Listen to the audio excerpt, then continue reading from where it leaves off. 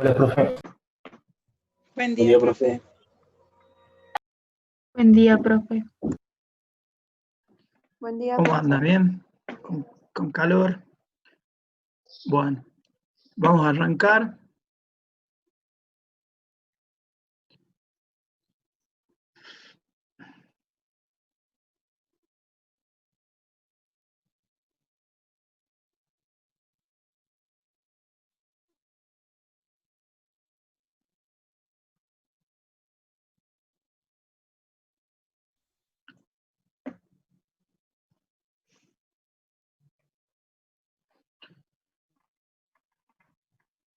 Bueno, hoy empezamos el tema número 4, que se llama tracción y compresión. Ya saben, cualquier duda que tengan, si necesitan que repita algo, o si se pierde la conexión o lo que sea, no duden en habilitar sus micrófonos y consultar nomás, interrumpir, que para eso estamos.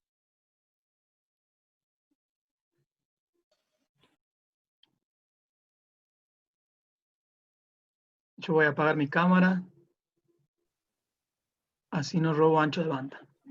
Bueno, muy bien. Entonces les decía que el tema que empezamos hoy día se denomina comúnmente tracción y compresión, pero no es más que analizar el esfuerzo axial en una estructura de eje recto, ¿sí?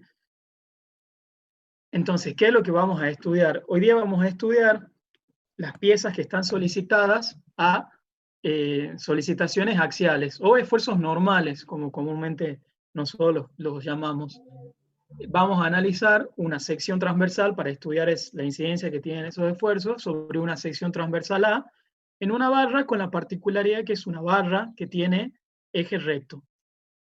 En esta primera instancia vamos a estudiar una barra que tiene un único material simple, ¿sí? Después en la clase práctica del jueves van a ver qué es lo que pasa cuando ya tenemos más de un material, cuando ya trabajamos con material compuesto. Por ahora, para introducir y formular la teoría, vamos a analizar una barra que tiene un único material simple.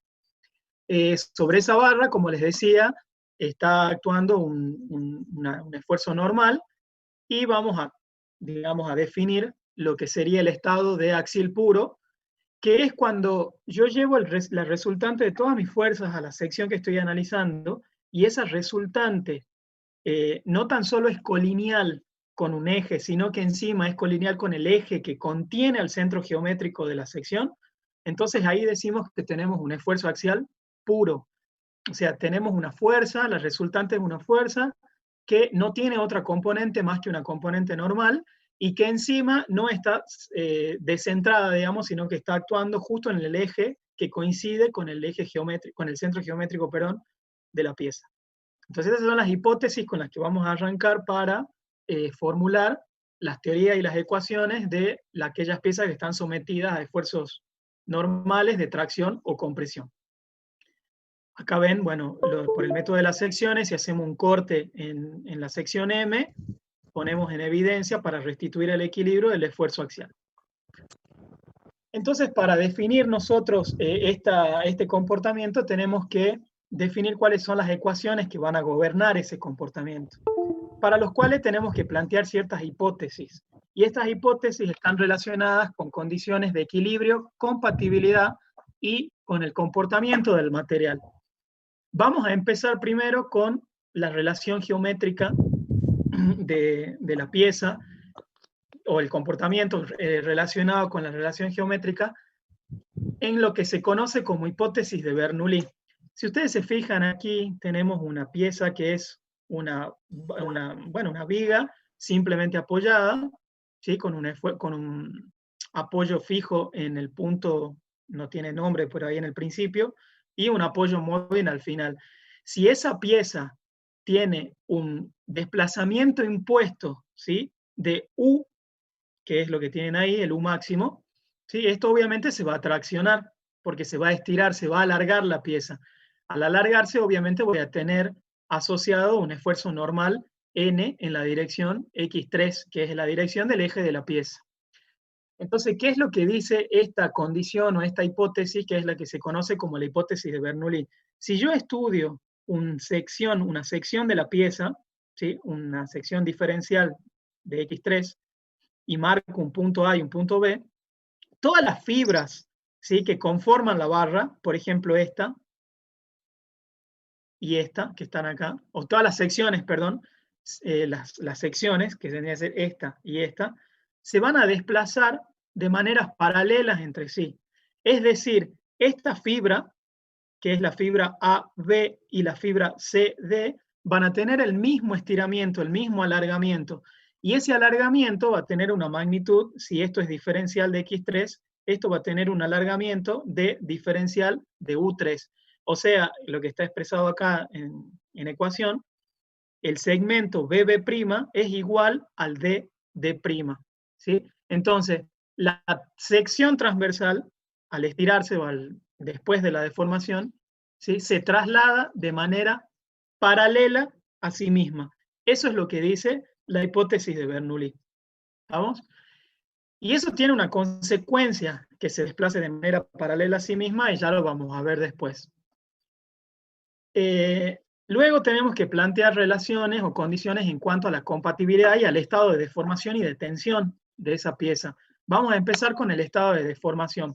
Para el estado de deformación necesitamos encontrar una relación entre las deformaciones en la dirección que estoy analizando, que vendría a ser la dirección 3, que sea compatible con el campo de desplazamientos en esa misma dirección, o sea, la U3. Para lo cual nosotros vamos a utilizar la misma expresión que ya habían visto en las clases anteriores. ¿Perdón? No, bueno, pensé que alguien me preguntaba algo. Vamos a empezar, a utilizar la misma relación que teníamos antes, que es que el épsilon es igual al nabla, acuérdense que es el operador nabla, del vector de los desplazamientos, U. Pero si lo llevamos a una dirección, a una dimensión, perdón, esa expresión que está acá en forma matricial se reduce a que la deformación en la dirección 3 no es más que la derivada, ¿sí?, del desplazamiento en la dirección 3 respecto a X3, ¿no? Y si ese desplazamiento tiene una variación lineal, esa variación lineal la puedo encontrar a través de esta expresión que está acá. Todo esto ya lo han visto en las clases anteriores, después cualquier cosa repasan en las diapositivas. Por lo tanto, este desplazamiento es una constante, tiene una variación lineal, perdón, tiene una variación lineal con X3. Por lo tanto, si la deformación es la derivada del desplazamiento, la deformación es un valor constante, porque si yo hago la derivada de esto respecto a X3, sencillamente me queda U máximo sobre L, ¿sí? Entonces, la deformación, ¿sí?, es constante a lo largo del eje. Y fíjense que el U máximo también le llamábamos delta de L, ¿no?, que es lo que se deformaba en definitiva la barra. Y esta deformación que está acá es una deformación para una barra de sección constante y de eje recto, como lo habíamos dicho al principio, sometido a un esfuerzo axial constante. ¿Sí? Esto significa que el esfuerzo axial que está actuando sobre toda la barra, en todas las secciones de la barra. Ya vamos a ver después qué pasa si no es constante, pero si es constante, es esta la expresión de la deformación. Ahora, ¿qué pasa con la tensión? Bueno, para la tensión tenemos que definir una ley constitutiva del material que relacione las tensiones con las deformaciones, para lo cual utilizamos la clásica ley de Hooke, ¿sí? Esa ley de Hooke era una ley que relacionaba a las tensiones con las deformaciones a través del tensor constitutivo. Era definida para materiales elásticos y de comportamiento lineal dentro de ciertos límites de comportamiento, o sea, en el periodo elástico, que es el que conocíamos como periodo elástico. Cuando estamos lidiando con piezas unidimensionales, como es el caso de una barra, la formulación esta, que aquí está en forma matricial, adquiere esta expresión. Sencillamente, no se mareen tanto con los X y con los paréntesis, es sigma igual a E, que es el módulo de elasticidad longitudinal o módulo de Young. Sigma es igual a E por epsilon. Como estamos trabajando sobre el eje X3, entonces estamos llevando toda la dirección 3.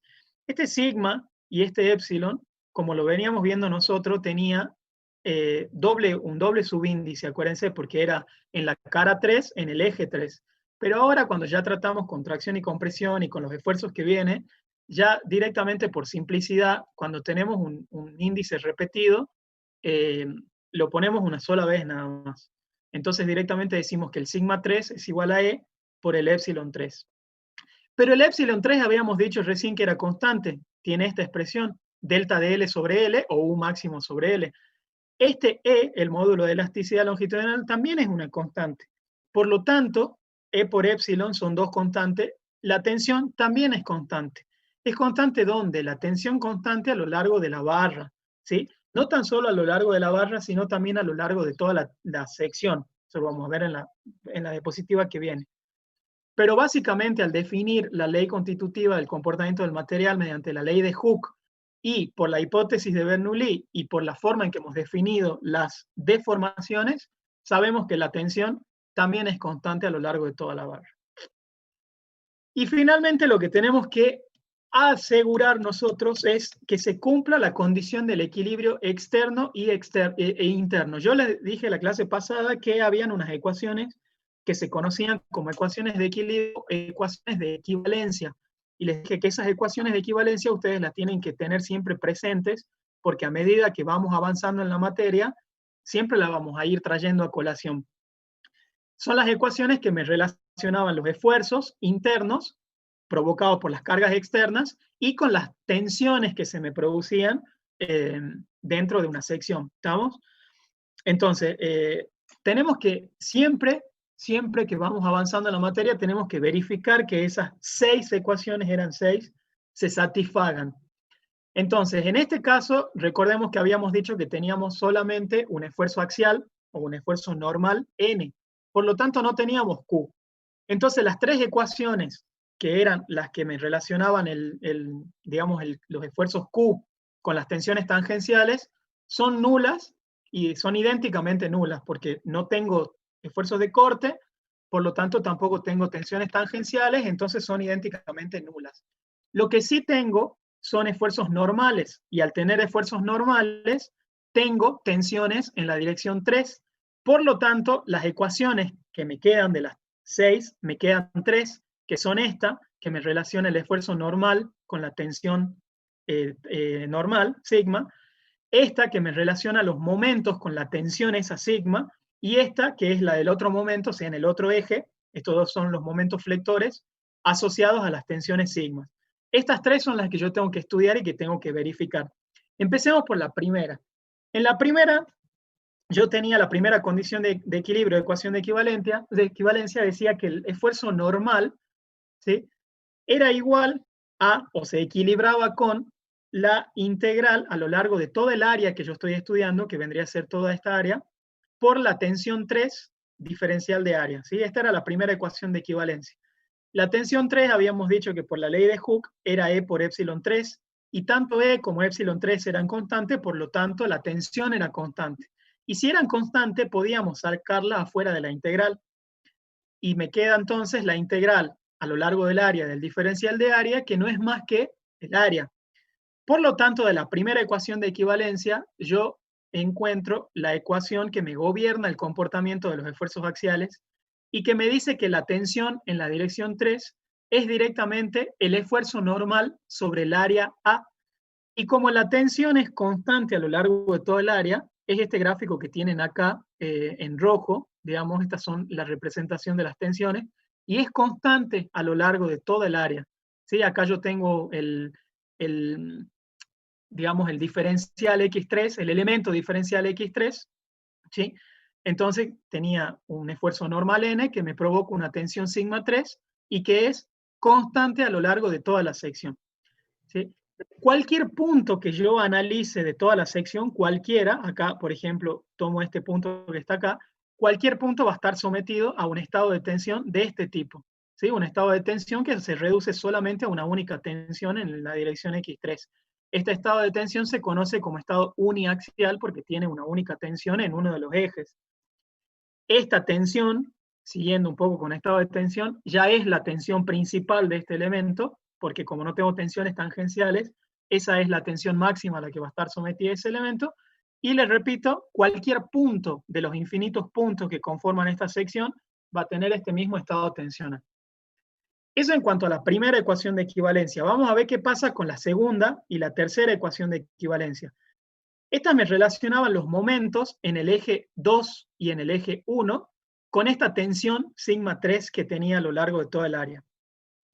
La primera me decía que el momento en 1, ¿sí?, era igual a la integral a lo largo del área de esta tensión 3 por el brazo de palanca X2. Acá vemos en este plano, ¿sí?, vemos los brazos de palanca del diferencial de área, ¿sí? O sea, sobre este diferencial de área está actuando una tensión sigma 3, el brazo de palanca medido desde el eje X1 es este eje X2, y eso se me equilibra con este momento que yo tengo acá. Pero ¿qué pasa? Este momento no lo tengo porque justamente estoy diciendo que tengo un esfuerzo axial puro, solamente tengo un esfuerzo normal. No tengo momento, no tengo un momento actuando. Entonces este momento es igual a 0, ¿sí? Entonces veamos qué pasa con esta ecuación. Este valor que está acá es un valor constante, lo hemos dicho acá arriba, ¿sí? Entonces sigma, que es igual a E por epsilon, son constantes y salen afuera de la integral, que es lo que tengo acá. Entonces, si esto salió afuera de la integral, de este lado me queda la integral a lo largo del área de x2 por el diferencial de área. Pero ¿qué pasa con esto? Tengo dos productos, esto y esto, que sí o sí tienen que ser igual a 0. ¿Y por qué sí o sí? Porque el momento es 0. Entonces, esto no puede ser 0. ¿Por qué no puede ser 0? Porque si esto es 0, significa que la deformación es 0. Si la deformación es 0, significa que no tengo un esfuerzo normal, entonces estoy en la que se conoce como solución trivial. ¿Sí? Entonces esto sí o sí tiene que ser distinto de 0, porque si no, ¿para qué estoy estudiando todo esto? Por lo tanto, si este producto por esto tiene que ser igual a 0 y esto es distinto de 0, no le queda más que a esta integral ser igual a 0. Y esta integral, por definición, es un momento estático. ¿Sí? Es el momento estático de esta sección medida desde el eje x1. ¿Sí? Por definición era eso el momento estático. Y si esto sí o sí tiene que ser 0, entonces no le queda otra que el eje x1 ser un eje baricéntrico. ¿Estamos? Porque recuerden que los momentos estáticos eran nulos cuando estaban medidos desde los ejes baricéntricos. ¿Sí? Y como el eje x1 efectivamente es un eje baricéntrico, porque de ahí estamos partiendo, entonces esta ecuación es idénticamente nula y se satisface la ecuación, digamos. O sea, es correcto que esto es 0 porque el eje es baricéntrico. De la misma forma, si analizo el momento en 2, como no tengo un momento en lo largo de este eje 2, me pasa exactamente lo mismo, es 0, la tensión es constante, por lo tanto, la sale afuera de la integral y no puede ser 0, y me queda el momento estático respecto al otro eje, o sea, al eje x2, ¿sí?, que como también es baricéntrico, también es nulo. ¿Estamos? Disculpe, profe. Por lo tanto, siguiendo y avanzando con esto, la única que me sirve, digamos, de las 6, y las otras 3 recuerden que son idénticamente nulas, no me sirven para nada en este caso. La única que sí me sirve y que tiene una gran utilidad es la primera, porque yo a partir de la primera había llegado a la conclusión de que la tensión es igual al esfuerzo normal sobre el área, ¿sí? Pero esa tensión, que a su vez era E por epsilon, y epsilon a su vez era delta de L o U máximo sobre L, yo tengo esta expresión de la tensión que la puedo reemplazar en esta ecuación, y si la reemplazo a esta ecuación y empiezo a operar un poco, ¿sí?, llego a encontrar el valor del desplazamiento máximo, o también llamado delta de L, en función de la normal, del esfuerzo normal, en función del material, a través de su modo de elasticidad E, en función de la sección, el área, y en función de la longitud de la pieza. Porque este delta de L, recuerden, dicho así de una forma muy informal, Profe, el delta, sí, profe, en el chat le te escribieron. escucho. En el chat le escribieron. A ver, Profe, en el es que chat. yo no tengo activo el chat porque estoy con pantalla completa. Ah, no tiene micrófono. No tiene micrófono el chico, compañero. ¿Podría Dice si repetir podría eso? volver. Que alguien le diga que no tengo micrófono. Bueno, repetir, bueno, repito. No sé qué es lo que quiere que repita, a ver que me escriba. Jesús.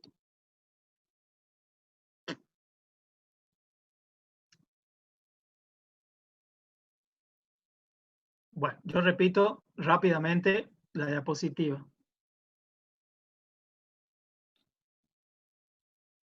les decía, chicos, que de las 3 ecuaciones de equivalencia que me quedan, que son las que me relacionan la normal y los momentos con la única tensión que tengo, que es una tensión normal, porque no tengo esfuerzos de corte, no tengo tensiones tangenciales, entonces de las 3 ecuaciones yo las tengo que verificar para garantizar de que este elemento o esta pieza esté efectivamente en equilibrio. Entonces de la primera yo deduzco que la tensión normal se reduce a la normal, al esfuerzo normal sobre el área. Las otras dos ya hemos demostrado que son idénticamente nulas, ¿sí? Porque usando las hipótesis, como la tensión es constante y los momentos son nulos porque no tengo momentos, solamente tengo esfuerzo normal, tengo que se me satisfacen, digamos, pues son idénticamente nulas, ya que en la expresión me queda el momento estático respecto a ejes baricéntricos, que son nulos por definición, por lo tanto se me satisfacen las dos ecuaciones.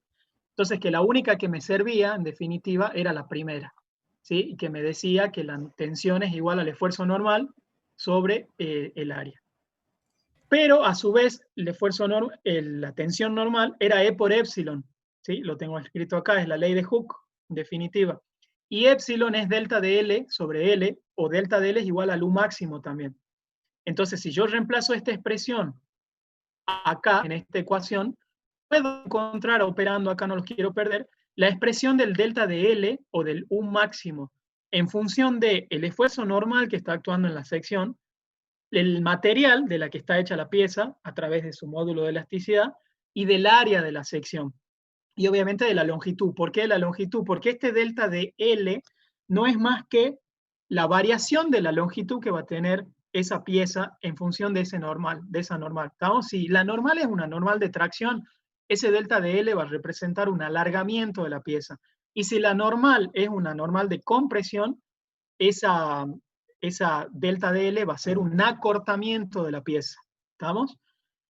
Y si yo ordeno un poco esto, si a este L lo paso dividiendo acá abajo, esto que yo tengo escrito acá abajo, que dice E por A sobre L, se conoce como rigidez axial. La rigidez siempre se define con la letra K, y la N, bueno, porque es por normal, digamos. Pero esto se conoce como rigidez axial. Y esta rigidez, lo que me implica, digamos, lo que me da la medida de la rigidez, que es justamente qué tan rígido es un material, qué tan susceptible, perdón, no un material, una estructura, qué tan susceptible es a deformarse, ¿estamos? De hecho, fíjense que la rigidez me queda en el denominador. Por lo tanto, mientras mayor sea la rigidez, ¿sí? Mayor es la rigidez, menor va a ser la deformación que va a tener, y viceversa, ¿no? Al revés. No sé si vuelvo al chat. Profe, No sé si escribieron algo. Sí. en la parte cuando el delta de L, sí. Ahí. Cuando el esfuerzo normal es de compresión, ¿el delta de L tiene que ser negativo o...? Sí, claro, pero ¿por qué va a ser negativo? Porque el normal va a ser negativo. ¿Te acordás que nosotros le poníamos Claro. signo a los normales? El normal Sí, era sí. positivo si era de tracción y negativo si era de compresión. Entonces, como es normal es negativo, entonces obviamente el delta de L va a ser negativo. Bien esa aclaración. Bien. Si Gracias. es negativo, obviamente es un acortamiento, o sea, una longitud final es menor que la longitud inicial, porque se acorta, entonces es negativo el delta de L. Bueno, entonces, de estas ecuaciones de equivalencia llegamos a dos expresiones que son fundamentales para toda la teoría de tracción y compresión. La primera es esta, que la tensión es igual a la normal sobre el área, ¿sí? Y la segunda es esta, que el delta de L, o sea, el acortamiento o el alargamiento de la barra, es igual al esfuerzo normal por la longitud total de la barra sobre E por A. Todo esto que veníamos viendo acá es válido siempre y cuando, ¿sí?, la normal se mantenga constante a lo largo de toda la barra. Pero puede pasar que no necesariamente la normal va a ser constante. Es más, puede pasar que no toda la barra tenga la misma área, ¿sí? Puede ser que tenga una sección que vaya variando a lo largo del eje. Entonces, si puede pasar eso, de que es lo que está escrito acá abajo, que el área varía a lo largo del eje o también que la normal varíen a lo largo del eje, o sea que significa que no son constantes, ¿sí? La única diferencia es que la normal y esta, que ya no son constantes, ya no pueden salir afuera de la integral como constantes, ¿sí? porque no me van a generar campos constantes, por lo tanto, aquí me queda dentro de la integral, entonces yo sí o sí tengo que integrar a lo largo de toda la longitud, la normal, que varía con la longitud, y el área, que varía con la longitud, ¿sí? Fíjense que cuando la normal es constante, sale afuera de la integral, si el área es constante, sale afuera de la integral, el E siempre es una constante del material, entonces ahí me quedaría la integral de L por diferencial de x3, que es L, entonces volvemos a esta expresión, ¿estamos? O sea, si N es constante y A es constante, volvemos a esta expresión. Y si no, sencillamente tendremos que integrar a lo largo de la longitud lo que varíe, ya sea la normal, ya sea el área, o ya sea los dos. Ahora vamos a ver unos pequeños ejemplos donde vamos a analizar los dos casos. Este es el caso más sencillo, el caso más simple, donde nos piden analizar, todos los ejemplos que vamos a ver hoy están en el libro bien explicaditos, así que después lo pueden ver. Entonces nos piden analizar en esta barra, ¿sí? Que es una barra que está empotrada y libre, que es una barra de sección cuadrada, constante, a lo largo de toda su longitud.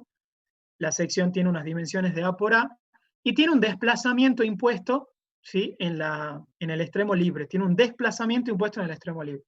Entonces nos piden analizar las funciones de desplazamiento, de deformación, de tensión, de carga y de rigidez de toda la barra. Como me piden, como empezamos con una deformación impuesta, entonces lo primero que yo puedo analizar es el campo de deformación.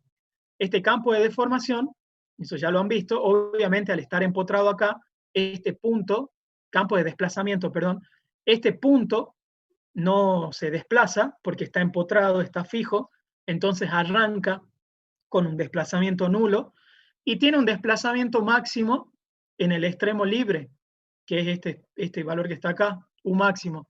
Y esta variación es una variación lineal y sigue esta expresión que está acá, que es la que habíamos definido al principio. Entonces el campo o la función desplazamiento es igual al U máximo sobre L por X3. ¿Eso qué significa? Que en cualquier valor de toda la longitud de la barra, yo con esta expresión puedo obtener el desplazamiento, ¿sí? Si me dicen cuánto se desplazó el punto o la sección que está a la mitad de la barra, bueno, sencillamente tendré que reemplazar acá L sobre 2 y obviamente va a ser este valor que está acá. Uy, L sobre 2. Eso en cuanto al campo de desplazamiento. ¿Qué pasa con el campo de deformaciones? Y bueno, el campo de deformaciones era la derivada del campo de desplazamientos, por lo tanto, se me reducía directamente al delta de L, o al U máximo, sobre L. Y es constante, el campo de deformación, no hay duda, es una constante, y es este valor que está acá. Y es un estiramiento, ¿sí? Porque ahí, fíjense que el desplazamiento tiene una dirección, y es una dirección positiva, en la dirección positiva del eje. Entonces es un alargamiento. ¿Qué pasa con el campo de tensiones? Y bueno, el campo de tensiones también va a ser constante. ¿Por qué? Porque si la deformación es constante, la tensión no era más que epsilon por E, y es una constante, porque epsilon es constante, E es una constante, entonces es una constante. Y vale E por epsilon, o E por delta de L sobre L, o de E por U máximo sobre L. ¿Y qué pasa con el esfuerzo normal? Porque acá yo no tengo ninguna fuerza que ustedes digan que me genera un esfuerzo normal. Claro, no me lo genera una fuerza, pero sí un desplazamiento que estoy imponiendo. ¿Y cómo calculo ese esfuerzo normal? Y bueno, lo calculo a través de la ecuación que habíamos encontrado recién, de la producto de la ecuación de equivalencia, donde la tensión era igual a N sobre A. Entonces, para calcular la N, o el esfuerzo normal, lo despejo y me queda sencillamente sigma por A, ¿sí? Como A era A cuadrado, porque era una sección cuadrada, también es una constante, obviamente, la normal, porque es producto de dos constantes. Y tiene esta expresión que está acá. ¿Y qué pasa con la rigidez? Y bueno, hemos dicho que la rigidez era esta expresión que está acá, E por A sobre L. Dado que todo es constante, la rigidez de la barra también es constante. ¿Y por qué es constante la rigidez de la barra? Bueno, porque no cambia el material, por lo tanto es constante, no cambia el área, esto también es constante, y bueno, obviamente la longitud. Entonces, haciendo este análisis, hemos estudiado las funciones desplazamiento, deformación, tensión, carga y rigidez, para este caso sencillo, de una barra de longitud L que está libre y empotrada con un desplazamiento impuesto en el extremo libre. ¿Qué pasa cuando yo ya tengo una barra que no tiene una sección una sección constante, sino que cambia su sección y que ahora tiene una fuerza P impuesta. La barra es la misma en cuanto a sus condiciones de sustentación, está empotrada y libre, y en el extremo libre tiene aplicado una carga P. Esa carga P, lo primero que yo tendría que hacer es, para resolver este tipo de problemas, es calcular obviamente las reacciones de vínculo. Esa reacción de vínculo va a ser única y va a tener el mismo valor, pero el sentido contrario de la carga P para equilibrarlo. Por lo tanto, si yo estudio acá de nuevo los esfuerzos, tensiones, desplazamientos y deformaciones, tengo que hacer el mismo análisis de recién. Lo primero que puedo encontrar acá es la distribución de los esfuerzos normales o de esfuerzos axiales, que va a ser constante. ¿Por qué? Y bueno, porque si yo tengo una carga P en el extremo, esa carga P me genera una reacción de vínculo en el empotramiento igual a P, y ya está, tengo un único esfuerzo normal, ¿sí? Que es de tracción y que vale P. Fíjense que el esfuerzo normal es constante a lo largo de toda la barra, independientemente de que la barra tenga un cambio de sección, porque el esfuerzo normal no depende de la sección, ¿estamos? Es independiente. De hecho, ustedes cuando venían haciendo estabilidad 1, dibujaban las piezas estructurales con sus ejes. Acá el eje coincide con el eje X3, el eje de la pieza, ¿sí? Entonces, si yo lo dibujo con el eje, no represento a la sección, no, da igual si varía o no. En estabilidad 1 a ustedes de hecho no les importaba, pero ahora sí importa, porque en función de la sección cambian los otros campos, no el campo de los esfuerzos, porque es independiente de la sección. Por lo tanto, la normal es una normal constante y es de tracción. ¿Qué pasa con la tensión? Y bueno, la tensión ahora sí va a cambiar. ¿Por qué? Porque la tensión era el esfuerzo normal sobre el área, ¿sí?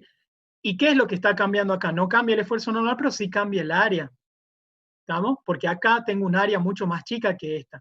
Entonces, como el área está en el denominador, es obvio que ante un área más chica voy a tener una tensión más grande. Entonces, acá ante una misma normal, en el primer tramo, ¿sí? Voy a tener una tensión más grande que vale P sobre A. Y en el segundo tramo voy a tener una tensión más chica que vale P sobre 2A, porque el área es el doble. ¿Estamos? Por eso es que la tensión es más chica. Con la deformación va a pasar lo mismo. Va a variar en cada tramo. ¿Por qué? Porque lo que no es constante es la tensión. No es constante a lo largo de toda la longitud, pero sí es constante por tramo, porque es constante en el primer tramo y es constante en el segundo tramo. Entonces la deformación va a variar, sencillamente va a ser, por la ley de Hooke, sigma es igual a E por epsilon, por lo tanto epsilon es igual a sigma sobre E. Entonces acá voy a tener una deformación que vale P sobre AE, y acá una deformación que vale P sobre 2 veces AE.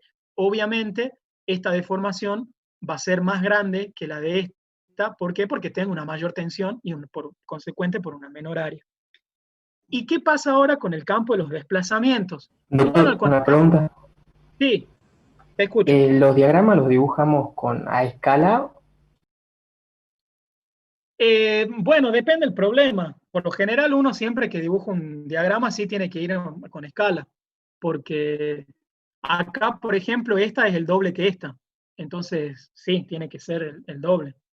Por lo general, si son problemas así sencillos como este, uno lo puede hacer así como una escala tentativa, digamos, pero por lo general, siempre que uno dibuje un diagrama, tiene que ir a escala. Sobre todo, por ejemplo, en el que viene acá, que es donde quedé, que es la distribución de los deformaciones, de los desplazamientos, perdón, porque acá fíjense que tengo un cambio de pendiente, y si yo no lo tengo bien dibujado a escala, ese cambio de pendiente no lo voy a notar. Y la pendiente está relacionado directamente con la rigidez. Entonces, si yo lo tengo dibujado a escala, también puedo tener una medida de la rigidez. O sea, conclusión, sí, los dibujan a escala. Entonces, volvamos al campo de los desplazamientos. Hemos dicho que los desplazamientos si no eran constantes la normal o el área, ¿sí? Ya tenía que usar sí o sí las expresiones de la integral. ¿Qué es este el caso? Porque no tengo un área que sea constante. Sí tengo una normal constante, pero no un área que es constante. Por lo tanto, tengo que usar las expresiones utilizando la integral. La normal a lo largo del eje X por A lo largo del eje X por E, diferencial de X3, evaluado en toda la longitud de la barra. Esto significa entre 0 y 2L. Pero ¿qué pasa? Yo acá tengo la integral no es más que una sumatoria infinita, pero yo como tengo dos tramos, puedo a esta integral, ¿sí? Puedo a esta integral infinita reemplazarla en una sumatoria finita, una para el tramo 1 y una para el tramo 2. Por eso es que yo acá digo que la U máxima, que va a estar acá en el extremo, ¿sí? Es la suma del U de la barra 1 máximo más el U máximo de la barra 2. Entonces, esta es la expresión general del U. Entonces, si yo lo estoy separando en dos, voy a separar en dos esta integral que está acá, que es la integral entre 0 y L, ¿sí? De la normal por A sobre E por diferencial. De S1 lo que hago acá es un cambio de base, de eje, porque acá yo tengo el eje global, que es el X3, y acá voy al eje local de cada barra, que es el eje S1 y el eje S2. Por eso es que S. Entonces tengo entre 0 y L, que es la medida de la barra 1, de N por A, que varía con el S1 o no, por E, y más entre 0 y L, que es la longitud de la barra 2, de normal por diferencial de S2 sobre A por E. Les repito, en el tramo 1 la normal es constante y el área también es constante, ¿sí? Que es lo que tengo escrito acá abajo, acá al costado, perdón, que acá tengo U1 y U2.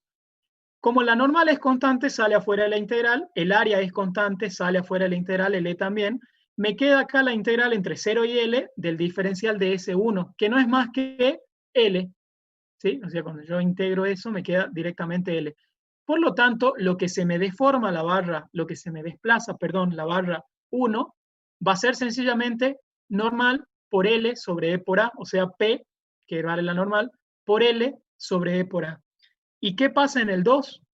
En el 2 hago exactamente el mismo análisis y lo que cambiaba acá era el área. Acuérdense que era 2 veces el área. Entonces va a ser P por L sobre 2 veces E por A. ¿Sí? Entonces el campo de desplazamiento, en este caso, el punto máximo de desplazamiento que coincide con el extremo libre, es la suma de lo que se me desplaza o de lo que se me alarga la barra 1 más lo que se me alarga la barra 2, que es este pedacito que está acá, ¿no? Entonces, acá es un ejemplo donde no tengo un esfuerzo normal o un área que sean constantes, en este caso lo que no es constante es el área, entonces tengo que encontrar una forma de resolverlo mediante la integral. Pero como justo coincide que en dos tramos sí es constante, o sea, es constante a tramos, esta integral digamos, se deriva en una sumatoria finita. ¿Estamos? Vamos a ver un ejemplo más. Ahora lo que tengo en este ejemplo es un ejemplo donde lo que no es constante es la normal, porque fíjense que tengo una barra, ¿sí? Que está empotrada acá arriba, ¿sí? Y tiene también aplicada tres fuerzas, una P1, una P2 y una P3. ¿Qué pasa en este ejemplo? Cuando yo calculo la reacción de vínculo, esta reacción de vínculo obviamente surge de sencillamente la ecuación de equilibrio, sumatoria de fuerzas verticales, y ahí calculo la reacción de vínculo. Pero ¿qué pasa? Acá lo que no voy a tener constante ya no va a ser el área, porque el área, fíjense, es una barra que tiene un área constante. Lo que acá no es constante es la normal. ¿Por qué no es constante la normal? Porque este tramo, que mide 0,50, va a tener una normal, este otro tramo BC va a tener otro, y este CD va a tener otro. Entonces el concepto va a ser exactamente el mismo. El UD, que es este que está acá, que va a ser el desplazamiento máximo, también va a ser una expresión medida con una integral, porque no es constante el normal, que es lo que tengo acá. O sea, la normal va a ir variando a lo largo del eje X3. Por lo tanto, yo voy a tener que hacer una integral entre 0 y L de la normal, que varía con el eje X3 por A por E diferencial de X3. Pero tengo tres tramos acá, donde la normal en esos tres tramos sí que es constante. Ahora vamos a ver cómo es el diagrama de normales. Por lo tanto, esta integral yo la divido en tres, que es la integral entre 0 y la longitud AB, ¿sí? De la normal AB sobre AE, más la integral entre este valor que está acá, que es la LAB, más el LAB más LBC, o sea, es lo mismo que decir que es la integral a lo largo de esta otra tramo, ¿sí? Por la normal en este tramo sobre A por E, diferencial de X3. Y más, finalmente, la integral a lo largo de la longitud del último tramo por la normal en el último tramo sobre AE diferencial de X3. De nuevo hemos dividido una integral, que es una sumatoria infinita, en una sumatoria finita de 3 tramos. Normal del tramo por longitud del tramo sobre A por E, más normal del tramo 2 por longitud del tramo 2 sobre A por E, etcétera, etcétera. ¿Estamos? Y lo que se me alarga o lo que se me acorta cada barra, la suma algebraica me va a dar el alargamiento total o el U máximo de la barra que va a estar en el extremo libre D. Este problema también está hecho en la guía de trabajo práctico, no en la guía, en el libro, y tenía una particularidad, y esa particularidad era que este desplazamiento máximo en el punto D daba 0, era nulo, pero que el desplazamiento de nulo no significa que esta barra haya tenido una deformación nula. De hecho, todas estas secciones que yo analizo acá, todas las secciones van a tener corrimientos, van a tener desplazamientos. La única diferencia es que en definitiva la suma, el desplazamiento total del punto D va a ser nulo. ¿Y eso cómo lo explicamos? Y bueno, lo explicamos analizando de nuevo las funciones de variación de esfuerzos normales, tensiones normales, campo de desplazamientos y campo de deformación. La normal es la más sencilla, la que ustedes están acostumbrados. Cuando yo tengo las 3 fuerzas y tengo la reacción de vínculo, sencillamente puedo dibujar mi diagrama de esfuerzos normales de la siguiente forma. El primer tramo tiene un esfuerzo normal de compresión que vale 15 kN, y los otros tramos tienen un esfuerzo de tracción que valen 24 y que valen 9. Esto no tiene mayor complicaciones, tal cual como lo venían haciendo en estabilidad 1, digamos, en diagrama de esfuerzos característicos. Ahora, ¿qué pasa con la tensión? La tensión tampoco tiene ninguna complejidad porque la tensión era sencillamente la normal sobre el área. Entonces, como el área es la misma, directamente a cada esfuerzo normal lo divido en el área y tengo las tensiones correspondientes. Obviamente, ante una tensión ante un esfuerzo normal de compresión, tengo una tensión de compresión que es la que vale menos 60 megapascales. Y ante una tensión de tracción, ante un esfuerzo normal de tracción, tengo una tensión también de tracción, que esta va a ser mayor que esta porque el esfuerzo normal es mayor que este tramo. ¿Estamos? Listo el valor o el campo de tensión. ¿Qué pasa ahora con las deformaciones? Para dibujar el campo de deformaciones, las deformaciones tenían una variación lineal, ¿sí? Entonces yo sencillamente tenía que encontrar cuánto se me deforma el tramo 1, cuánto se me deforma el tramo 2 y cuánto se me deforma el tramo 3, y ahí ir acumulando las deformaciones, obviamente, los desplazamientos, perdón. Obviamente el desplazamiento en el punto A es 0, porque es justo donde está fijo, y el desplazamiento en el punto D, en este caso particular, les repito, daba la casualidad que era 0. De hecho, era una condición que tenía impuesta el problema.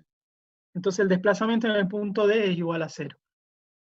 Y bueno, y ahí directamente grafico el campo o el diagrama de los desplazamientos. Fíjense que como la tensión cambia de signo, porque pasa de una tracción a una compresión, el campo de desplazamientos, ¿sí?, cambia también, pero dependiente. ¿Y por qué cambia dependiente? Porque acuérdense que la deformación, ¿sí?, el diagrama estaba asociado directamente con el desplazamiento estaba asociado directamente con la deformación. Y la deformación está asociada con la tensión a través del módulo de elasticidad E. Por lo tanto, con una tensión de compresión, yo tengo una deformación asociada a un acortamiento, por eso el signo menos que tiene la deformación en el tramo AB. Y ante una tensión de tracción, yo tengo asociado un alargamiento, por eso es que esto es positivo, ¿sí? Y por eso es que cambia de signo. Y como cambia de signo, es obvio que esto tiene que cambiar de pendiente. ¿Estamos? Y fíjense, esta deformación es mucho más grande que esta deformación, por eso es que acá también vuelvo a tener un cambio brusco de pendiente. ¿Estamos? Esta pendiente es mucho mayor que esta, porque esta deformación es mucho más grande que esta. Entonces, este problema, este ejercicio es bastante, digamos, parecido en cuanto a su razonamiento que el anterior, con la diferencia de que acá lo que cambiaba a lo largo del eje no era el área, sino era el esfuerzo normal. Acá cambiaba el área, y acá lo que cambiaba era el esfuerzo normal. Les repito, todo esto todos estos ejemplos están resueltos en el libro de la doctora. Seguimos avanzando. En este ejemplo que habíamos visto recién, solamente estaban sometidos a fuerzas externas, que eran estas P1, P2 y P3. Pero ¿qué pasa cuando ya la barra tiene una cierta robustez? Es decir, cuando yo tengo que considerar el peso propio de esa barra, porque no necesariamente yo puedo hacer la simplificación de que el peso propio es despreciable. Si la barra es lo suficientemente robusta, ese peso propio que tiene la barra ya tiene una cierta influencia. Y yo esa influencia la tengo que considerar. ¿Y cómo la voy a considerar? Y bueno, la voy a considerar a través de esta siguiente forma. El peso propio lo que me genera es una variación de la normal, pero no por tramos, sino una variación que es lineal a lo largo de toda la barra, a lo largo de toda la barra. ¿Y cómo hago para yo encontrar esa variación lineal? Y bueno, el peso propio, recuerden, se calcula como la densidad que tiene el material, ¿sí? Porque depende obviamente del material, por el volumen de la pieza. Densidad por volumen es el peso propio. La densidad, perdón, no es densidad, es el peso específico. Peso específico por volumen es el peso propio. Y a su vez el peso específico es la densidad por la aceleración de la gravedad, que es esta expresión que tengo acá. Gamma es el peso específico y ρ es la densidad. Entonces la densidad por la gravedad me da el peso específico. Entonces el peso total sería el peso específico por el volumen total. Pero yo, para encontrar esa variación del esfuerzo normal producida por el peso propio, ¿qué voy a hacer? Voy a hacer un corte. Voy a analizar una sección que está a una distancia S de mi empotramiento. Hago un corte ahí en la sección. Si yo hago ese corte, el peso propio que está soportando esta sección es todo lo que me queda por abajo, porque esta barra está colgada. Entonces, todo esto que me queda por acá abajo, ¿sí?, es lo que está soportando esta sección. ¿Y cómo lo calculo a ese n, digamos, que varía con este eje? Y bueno, sencillamente va a ser el peso específico, pero ya no por el volumen total, sino por el volumen de esto que me quedó acá, ¿sí? Este delta de volumen. ¿Y cómo calculo este delta de volumen? Y bueno, este delta de volumen va a ser el área de la pieza por esta longitud. Y esta longitud, ¿cómo la calculo? Y bueno, la longitud es directamente la longitud L total menos esto que yo le estoy quitando, lo que estoy cortando, pues yo lo estoy cortando acá a una distancia S. Entonces L menos S me da este tramo de acá.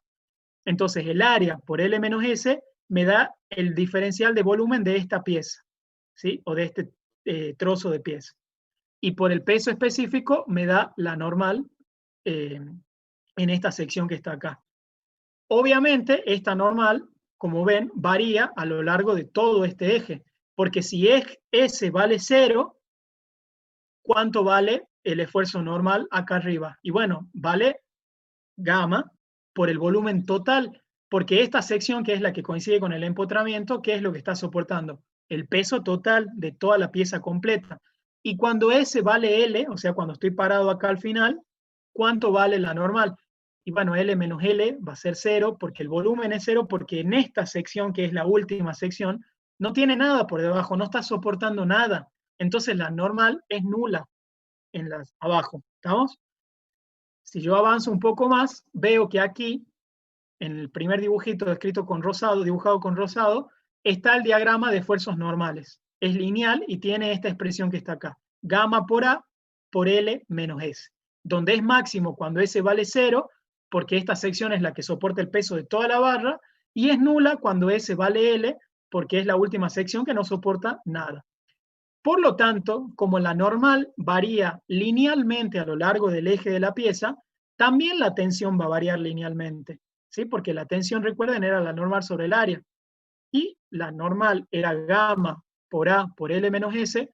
Si yo lo divido con el área, se me va el área y directamente me queda sigma por L menos S. ¿Sí? ¿Y qué pasa con la deformación? Con la ecuación de compatibilidad de la deformación. Perdón, por la ecuación de compatibilidad, que sigma era igual a E por epsilon, que es la ley de Hooke, también obtengo que la deformación también varía de forma lineal con el eje, porque si la tensión varía linealmente, la deformación también va a variar linealmente, ¿sí? Relacionado obviamente a través de la rigidez que tiene. Y acá sí, tengo que analizar el campo de los desplazamientos. De nuevo, acuérdense, tengo que hacer a través de una integral, porque lo que no varía, porque lo que no es constante, perdón, es esta normal, ¿sí? Y acá sí que ya no lo puedo hacer dividir en una sumatoria finita, porque acá tengo la normal que varía linealmente a lo largo de todo el eje. Entonces acá sí no puedo escapar de hacer una integral, porque yo acá tengo la normal que varía linealmente con el eje a través de esta expresión. El E y el A son constantes, entonces salen afuera de la integral. ¿Sí? Bueno, el A se me termina yendo, en definitiva, porque la normal tiene el valor del A. Y me queda integrar esta expresión, que es la integral entre 0 y S de esta expresión que está acá. Finalmente, el campo de los desplazamientos, U, tiene esta variación, que ya no es una variación lineal, sino es una variación cuadrática. Y que era de esperarse, porque acuérdense que la deformación era la derivada del campo de los desplazamientos. Y si yo ya estaba viendo que la deformación tenía una variación lineal, entonces sí o sí el campo de los desplazamientos tenía que tener una variación cuadrática. Y esa variación cuadrática está dada a través de esta expresión. Entonces, si estudio yo de nuevo los campos de esfuerzos, tensiones, deformaciones y desplazamiento, obtengo estos gráficos que están acá. El normal ya lo vimos, la tensión directamente es máxima donde la normal es máxima y nula donde el normal es nulo, ¿sí? Varían linealmente. La deformación lo mismo, tengo una deformación máxima acá en el empotramiento y nulo allá abajo. Y el campo de los desplazamientos, bueno, al revés, es 0 acá porque obviamente este punto no se desplaza y es máximo variando de forma cuadrática al final. O sea, el desplazamiento máximo lo que voy a tener acá en la sección, en la última sección, ¿sí? Y vale esto que está acá. Si tengo este desplazamiento, esta expresión de campo de los desplazamientos, cuando S vale L, yo voy a obtener esta expresión que está acá. Gamma por L sobre 2 veces E. ¿Qué pasa si este problema sería exactamente el mismo, pero lo invierto? Es decir, el empotramiento lo tengo acá abajo, sino la barra no estaría colgando, sino que la barra está apoyada en el suelo. Y tengo que hacer la influencia del peso propio. El problema va a ser exactamente el mismo, pero ¿en qué va a cambiar? En que esta normal ya no va a ser de tracción, porque acá es de tracción. Obviamente al estar colgada, el peso propio va a hacer que la barra se me estire por su peso propio, que se deforme y que se alargue por el peso propio. Si esto hubiese estado al revés, sencillamente va a ser todo lo contrario, que la barra en vez de alargarse se acorte, ¿estamos? Porque se va a ir achatando por el peso propio. Entonces la normal va a ser de compresión, por lo tanto la tensión va a ser de compresión, el épsilon va a ser negativo, y esto en vez de ser un alargamiento, va a ser un acortamiento. ¿Estamos? Esa va a ser la única diferencia. Ahora, si seguimos avanzando, tenemos que ver también qué es lo que pasa cuando tengo cambios de temperatura, ¿sí? Porque la temperatura también va a tener influencias en cuanto a la deformación. ¿Y por qué? Porque si ustedes se ponen a pensar, ¿qué pasa cuando yo tengo un cambio de temperatura que es positivo? O sea, cuando aumenta la temperatura. Y bueno, el material tiende a dilatarse. Entonces, si el material se dilata, se alarga, y si se alarga, tengo automáticamente asociado una deformación. ¿Qué pasa si la temperatura baja? O sea, si el ambiente se enfría. Y bueno, si eso es lo que está pasando, el material ya no se dilata, sino que se contrae. Y si se contrae, se acorta. Y si se acorta, de nuevo, tengo una deformación. Entonces, siempre que yo tengo una temperatura, un cambio de temperatura, ese cambio de temperatura también va a afectar a las ecuaciones que gobiernan este comportamiento que estamos estudiando. ¿Por qué? Porque un cambio de temperatura está asociado sí o sí a una deformación.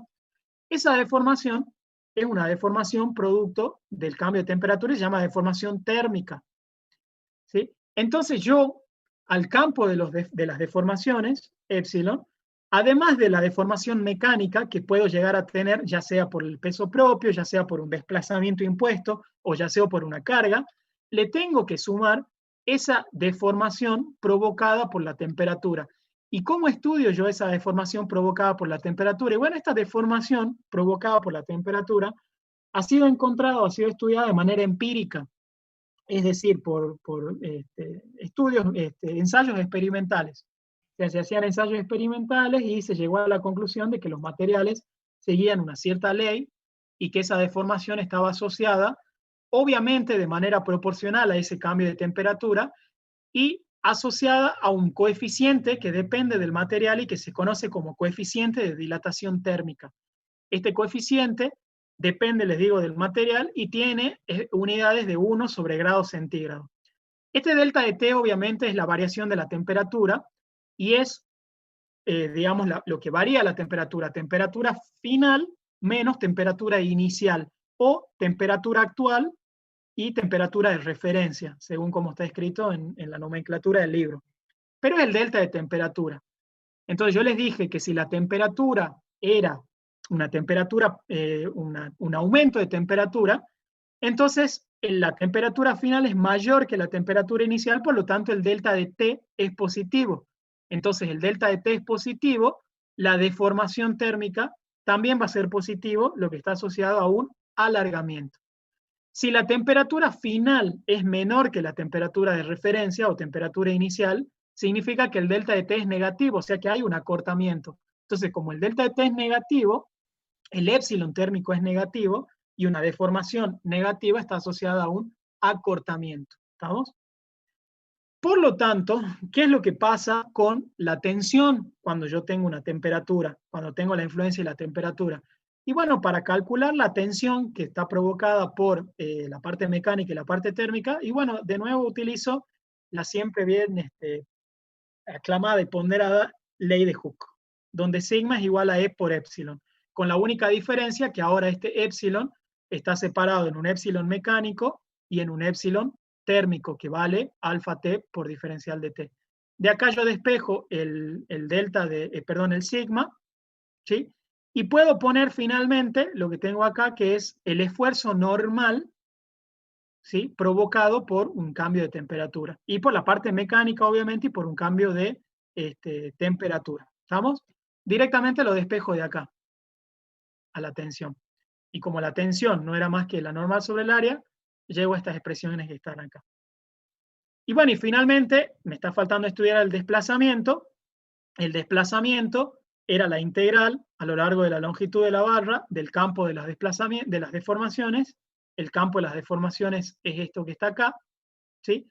Pero en definitiva, si todo esto se mantiene constante, sale afuera de la integral, y finalmente el delta de L, o un máximo, me queda igual a la normal por la longitud sobre E por A, más alfa de T por diferencial de T por L.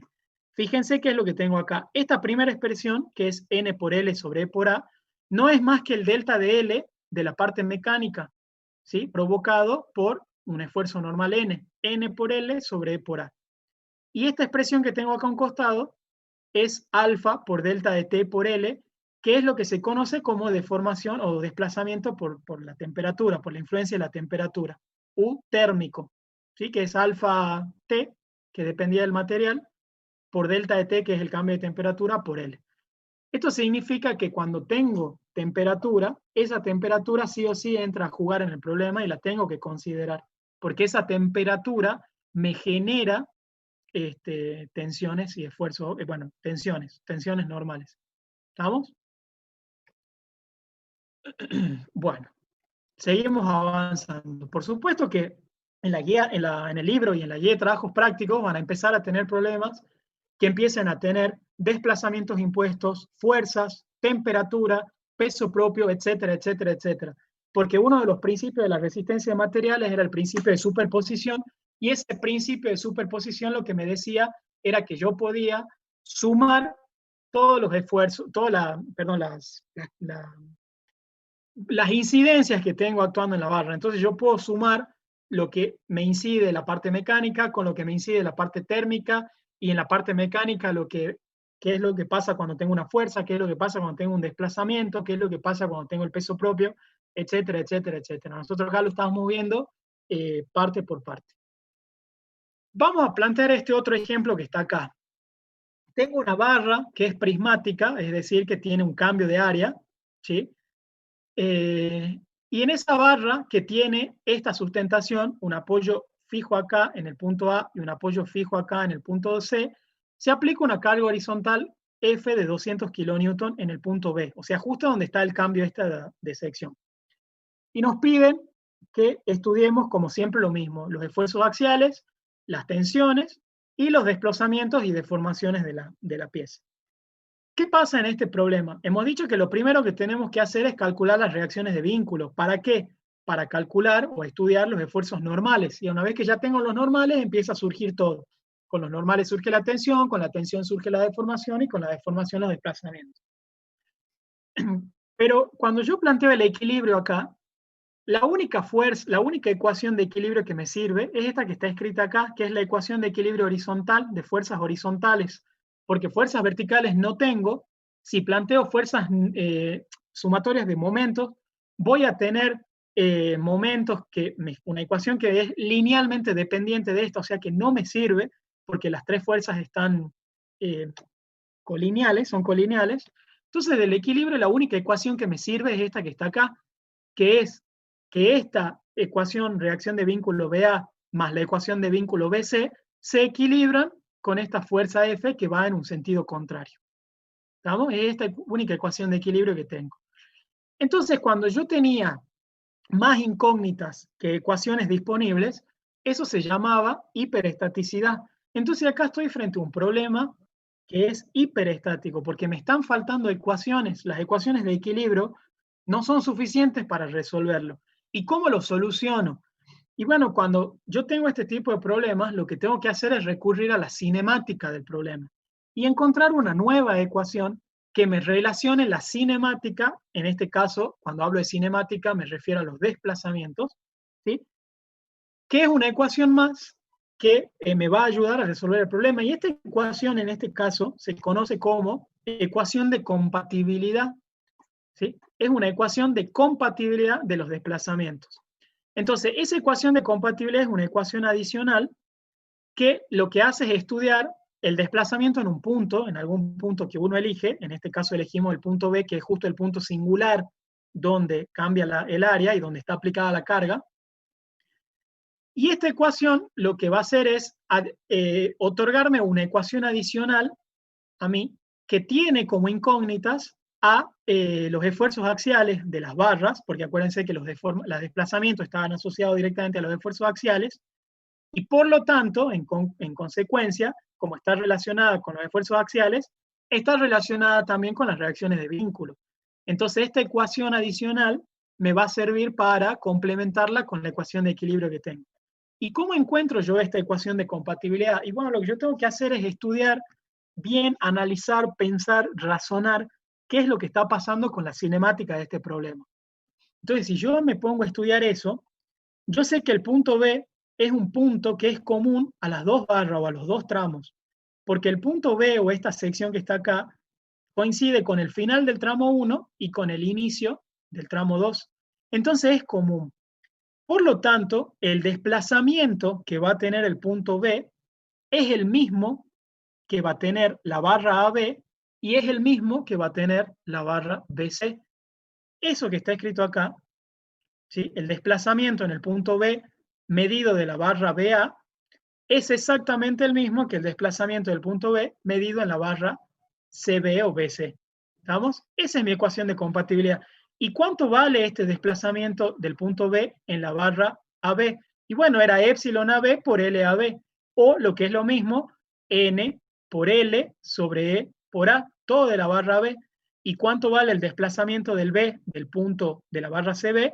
Y bueno, lo mismo, vale la normal de la barra CB por la longitud de la barra CB por el área CB, área CB es CB. Pero ¿qué pasa? Este normal que está acá, de acuerdo a lo que yo grafiqué acá, porque recuerden que hasta acá no conozco las ecuaciones no conozco las reacciones de vínculo. Yo las supuse yo las supuse que eran negativas las dos, que iban para allá, para la izquierda, la BA y para la izquierda la BC. Por lo tanto, como yo lo supuse a esto, la normal en el tramo AB es una normal de tracción y la normal en el tramo BC es una normal de compresión. Entonces, esta normal es de tracción y esta normal es de compresión, por eso el signo negativo que tengo acá. O lo que es lo mismo, este punto yo he dicho que se desplaza. De esta forma que yo lo estoy planteando, se desplaza para la derecha. ¿Por qué? Porque es un alargamiento, porque fíjense que esto es positivo, es un alargamiento de la barra AB, y es negativo para la barra BC porque es un acortamiento para la barra BC. Entonces, con esta ecuación de compatibilidad, lo que obtengo es una ecuación que me relaciona este esfuerzo normal con este otro esfuerzo normal a través de parámetros que conozco, porque el área es dato, el E es dato, las longitudes son datos. Y esto, obviamente que está acá, está relacionado directamente con las reacciones de vínculo, porque la NAB es la reacción BA y la NBC es menos la reacción BC. Por lo tanto, esta ecuación, que es la ecuación de equilibrio, con esta otra ecuación, me soluciona el problema porque me reducen a dos ecuaciones con dos incógnitas y finalmente puedo encontrar la solución del problema. Y ya teniendo la solución del problema, ahora sí puedo estudiar la ley de esfuerzos axiales a lo largo de la barra, que va a ser de tracción en el tramo 1 y de compresión en el tramo 2 o tramo BC. El estado tensional a lo largo de la barra, como es constante, va a ser constante de tracción en el tramo 1, que va a ser la normal sobre el área, y va a ser constante de compresión en el tramo 2, que va a ser la normal sobre el área.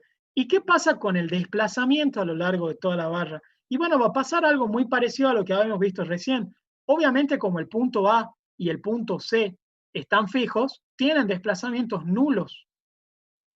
Entonces yo tengo que hacer el análisis de la deformación, los desplazamientos en el tramo 1 asociado con estas deformaciones y el desplazamiento del tramo 2 asociado con esta ley de deformación.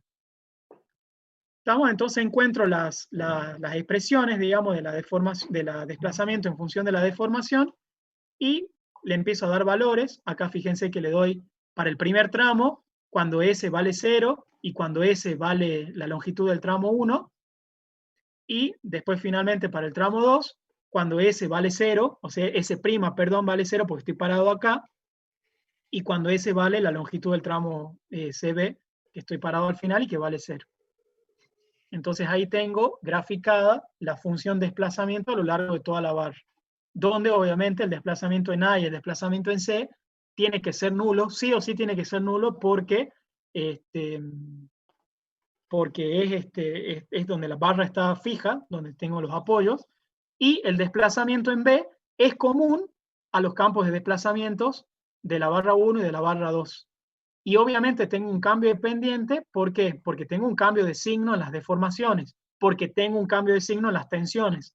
Entonces obviamente que tengo que tener un cambio de pendiente, porque en este tramo tengo un alargamiento y en este tramo tengo un acortamiento. ¿Estamos? Bueno, sigamos, ya estamos terminando. Otro tema que nos queda ver cuando nosotros tratamos esfuerzos de tracción y compresión es esto que tenemos aquí en pantalla, que es lo que se conoce como un cilindro de pared delgada y cuál es la incidencia que tiene cuando ese cilindro de pared delgada está sometido a una presión interna, ¿sí?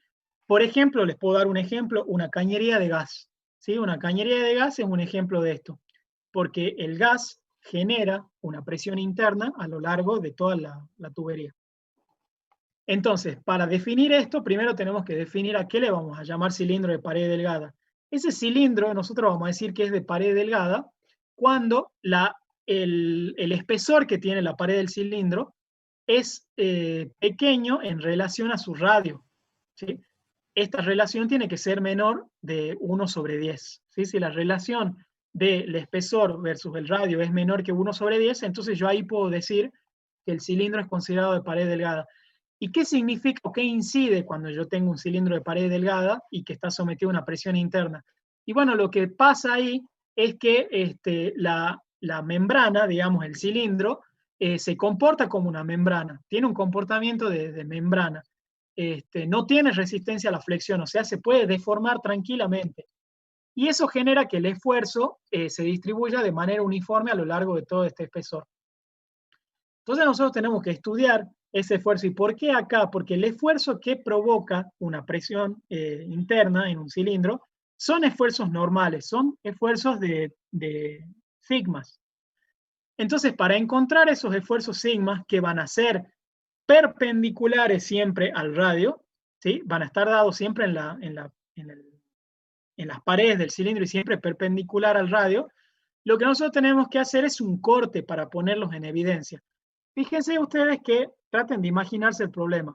Si yo tengo una presión interna dentro de este cilindro, la presión lo que va a hacer es que este cilindro se me quiere expandir, que el perímetro del cilindro, claro, que el diámetro, perdón, no el perímetro, bueno, el perímetro también, pero que el diámetro del cilindro se quiera agrandar, por lo tanto el perímetro también se va a agrandar. Eso es lo que va a generar una presión interna, que el perímetro se me quiera agrandar. Entonces, por eso es que me aparecen tensiones en el sentido perpendicular al radio, o a la circunferencia directriz, como dice acá. Entonces, ¿cómo los encuentro? Y bueno, para encontrarlos tengo que ponerlos en evidencia. ¿Y cómo los pongo en evidencia? Y bueno, hago un corte por la mitad del cilindro. Cuando yo hago un corte por la mitad del cilindro es este dibujito que tengo acá, ¿sí? Cuando yo hago un corte, me queda toda la presión interna de la parte de arriba del cilindro y me queda esta fuerza N con esta otra fuerza N, que son las mismas, ¿sí? Y que son las fuerzas que están actuando en este tramo que está acá, que es justamente el borde o el espesor del cilindro, ¿sí? Entonces, si yo sigo un poco más, acá repito el dibujito, lo que yo tengo que plantear es el equilibrio de este diagrama de cuerpo libre, porque acá tengo un diagrama de cuerpo libre y tengo que plantear el equilibrio. ¿Qué me sirve acá? Y bueno, me sirve hacer una sumatoria de fuerzas verticales. Entonces, y eso tiene que ser nulo porque esto está en equilibrio.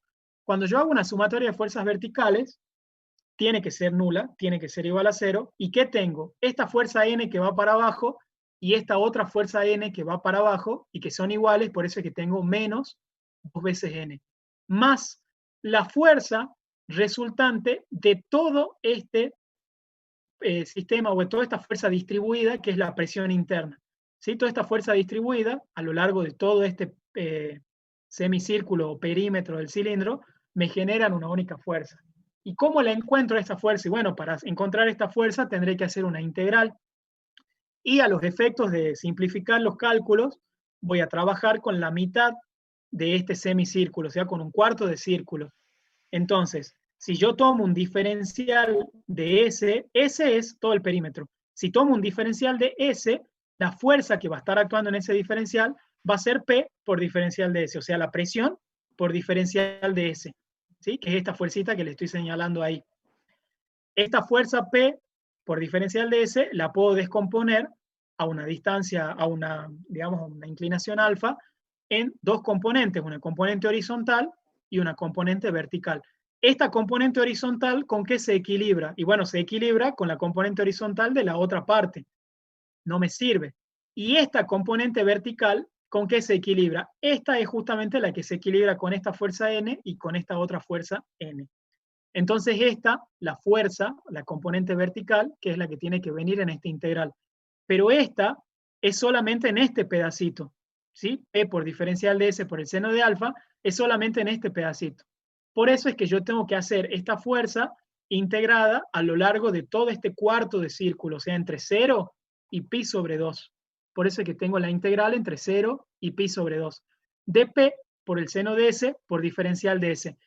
Pero como yo estoy con pequeñas deformaciones, acá pequeños desplazamientos, este diferencial de S, por geometría, es el radio por este diferencial de alfa. Si esto es alfa, esto es diferencial de alfa. Entonces, este diferencial de S es el radio por el diferencial de alfa. Entonces, ¿qué es lo que yo reemplazo acá? Y este 2 que está acá es porque obviamente esta fuerza le tengo que sumar la misma que está actuando en el otro lado, ¿no? En el otro cuarto de círculo. Entonces ahí planteo este equilibrio que está acá. Empiezo a desarrollar un poco, acá hago la integral entre 0 y pi sobre 2, ahí debe decir pi sobre 2, no la letra P. Hago la integral y llego finalmente a que este esfuerzo normal vale P, o sea, la presión interna, por el radio. Pero a mí lo que me interesaba encontrar era la tensión asociada a ese esfuerzo normal. Y esa tensión se llama tensión circunferencial y no es más que la normal sobre el área, ¿sí?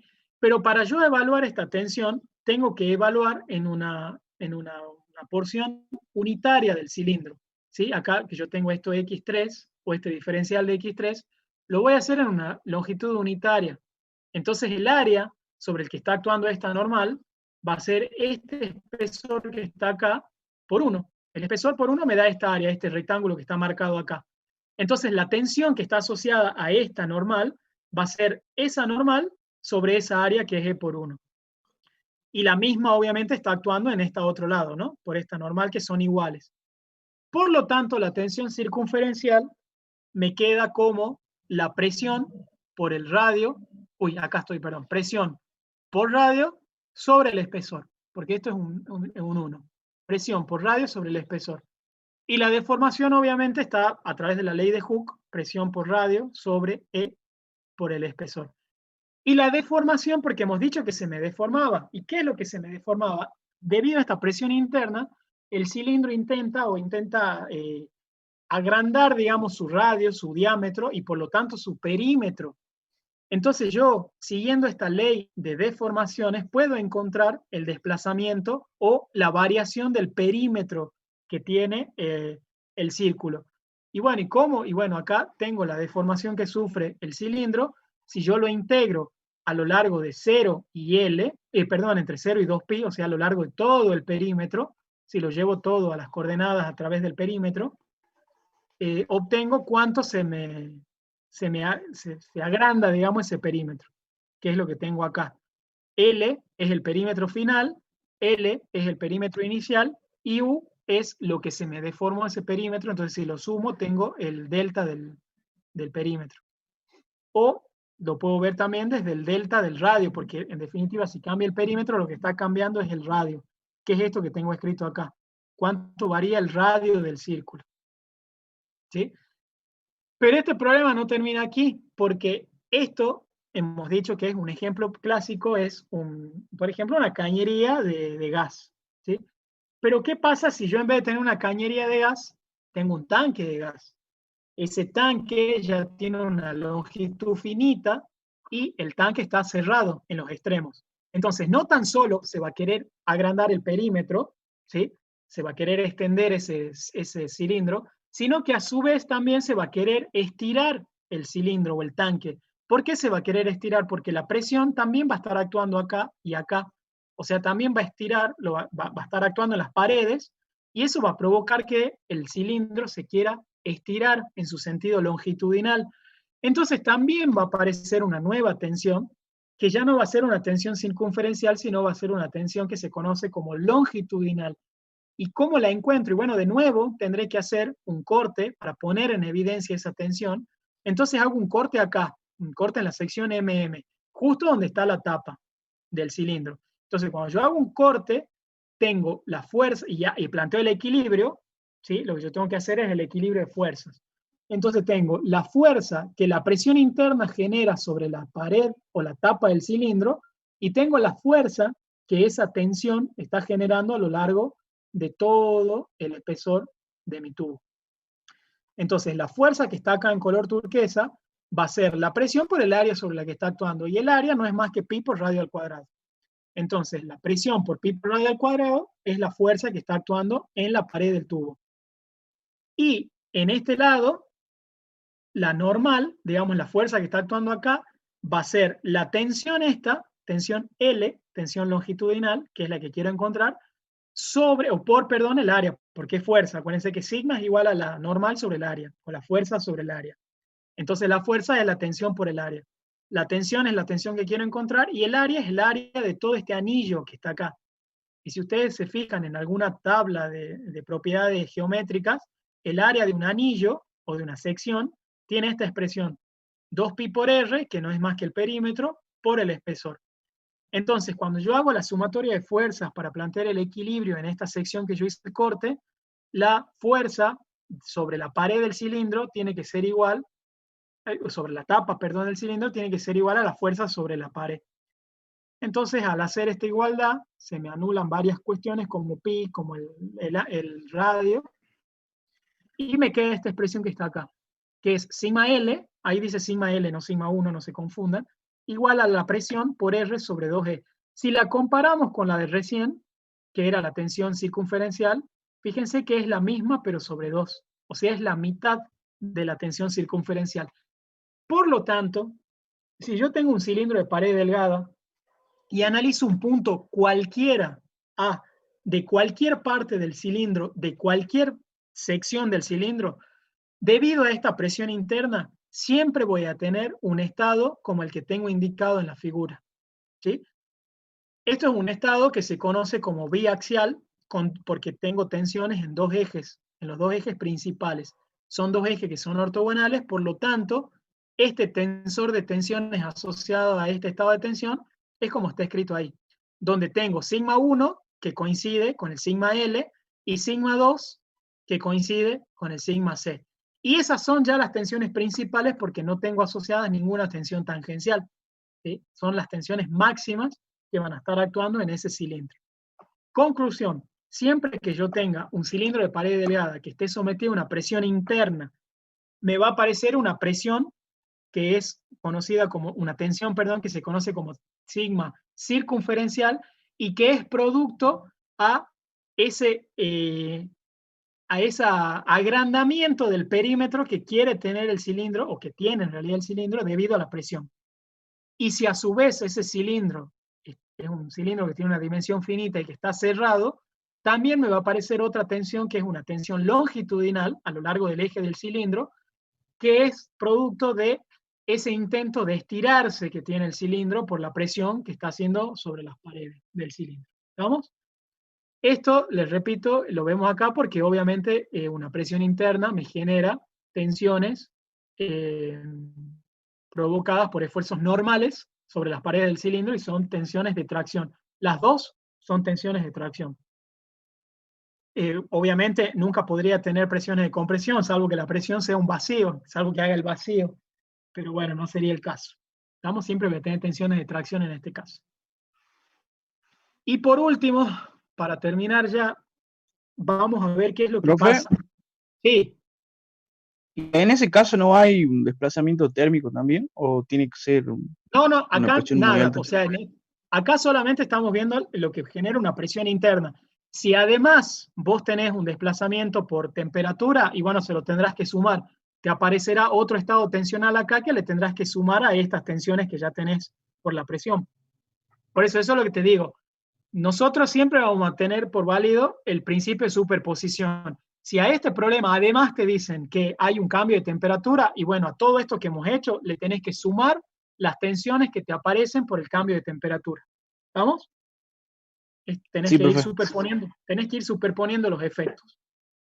La presión sola te genera estas dos tensiones que están acá, que es la longitudinal y la circunferencial.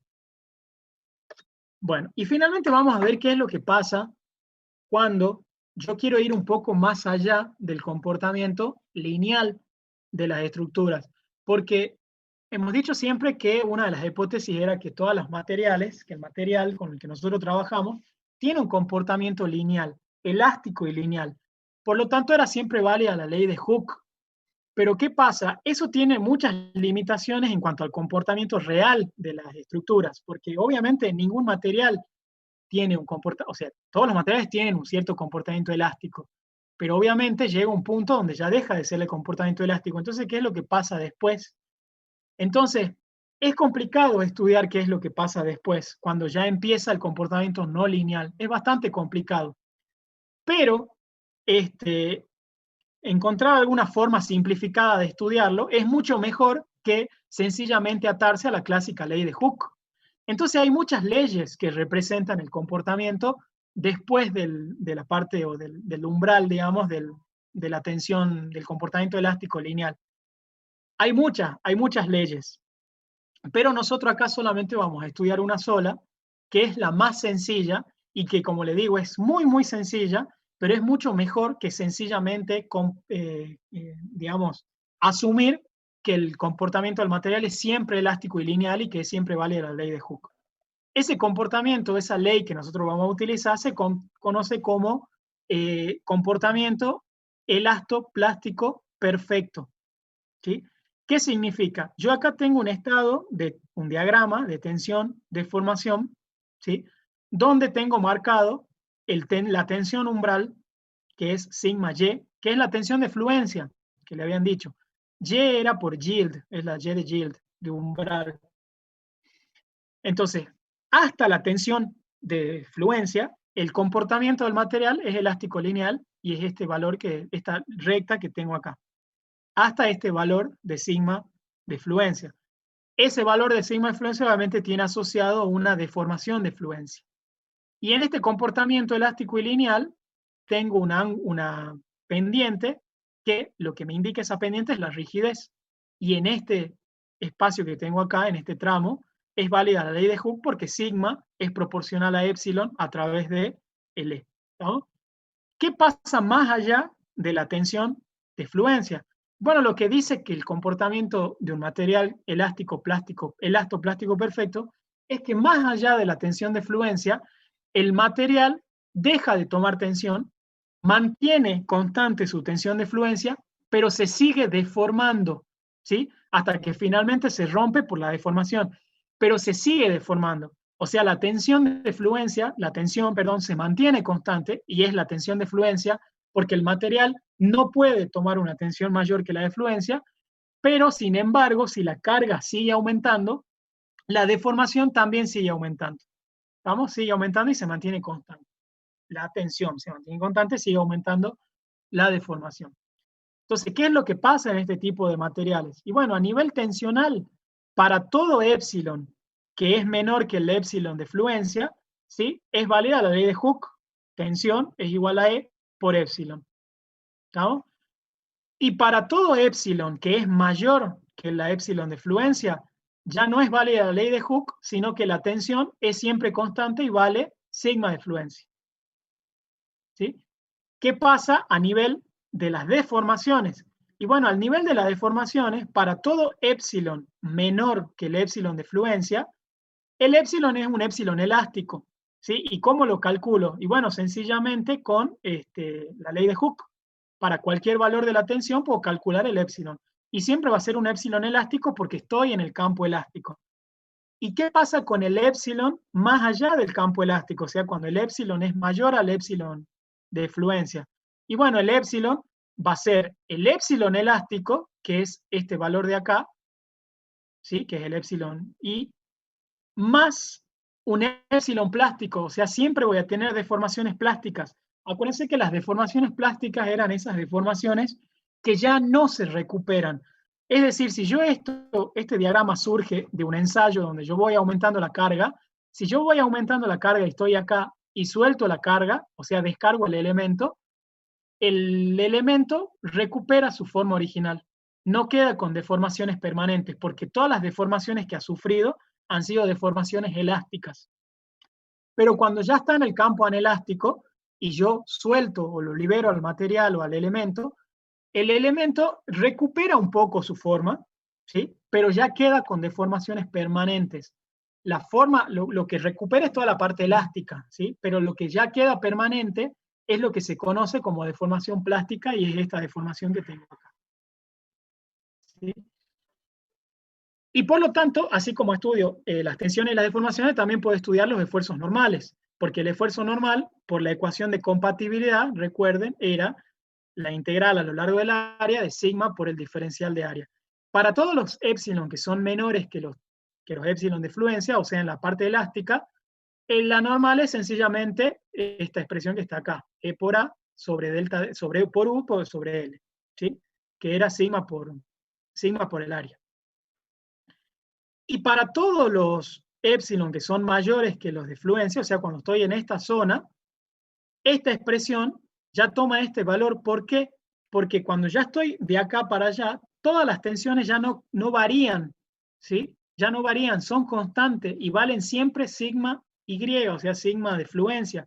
Por lo tanto, esta tensión sale afuera de la integral y me queda la integral a lo largo del área. Por eso es que la normal de la pieza, cuando yo ya estoy en todo este campo de acá, vale siempre lo mismo, vale la tensión de fluencia por el área.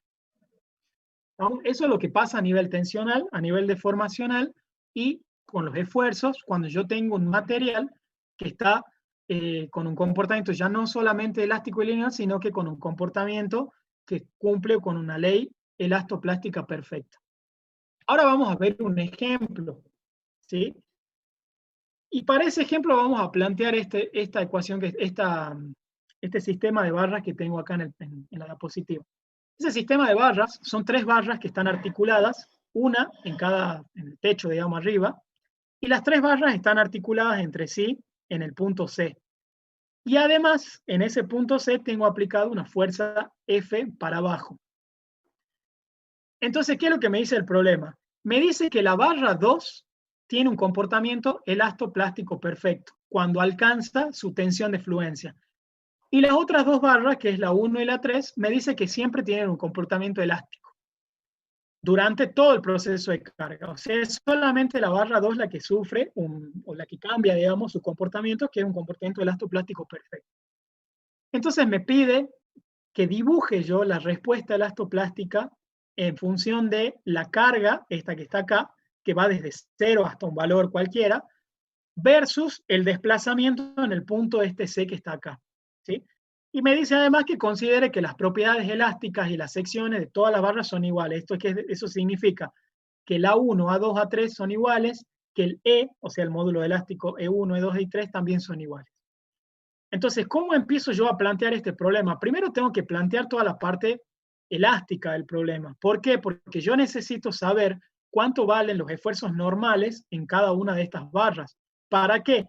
Porque a mí me interesa saber en qué momento esta barra 2 alcanza su tensión de fluencia. Porque me está diciendo que justamente la barra 2 no puede tomar más tensión que la tensión de fluencia. Por lo tanto, lo que yo tengo que hacer primero es resolver la parte elástica del problema. Todo lo que está puesto acá en esta filmina nos va a servir para repasar lo que veníamos viendo recién. ¿Por qué? Porque lo primero que tengo que hacer para encontrar los esfuerzos normales en la barra es una ecuación de equilibrio. Ese equilibrio está dado por el equilibrio en el nodo C. ¿Cómo hago el equilibrio en el nodo C? Como hacíamos cuando resolvíamos reticulados en estabilidad 1. Pongo en evidencia el esfuerzo en las barras, N1, N2 y N3, y la fuerza F, ¿sí? Y planteo las sumatorias de fuerzas en este nodo. Sumatoria de fuerzas en X1 igual a 0 y sumatoria de fuerzas en X2 igual a 0. De la primera obtengo que la normal en la barra 1 y la normal en la barra 3 son iguales. Y de la segunda obtengo la normal en la barra N2 en función de la fuerza F y en función de la N1 y la N3, de cualquiera de las dos, porque son iguales.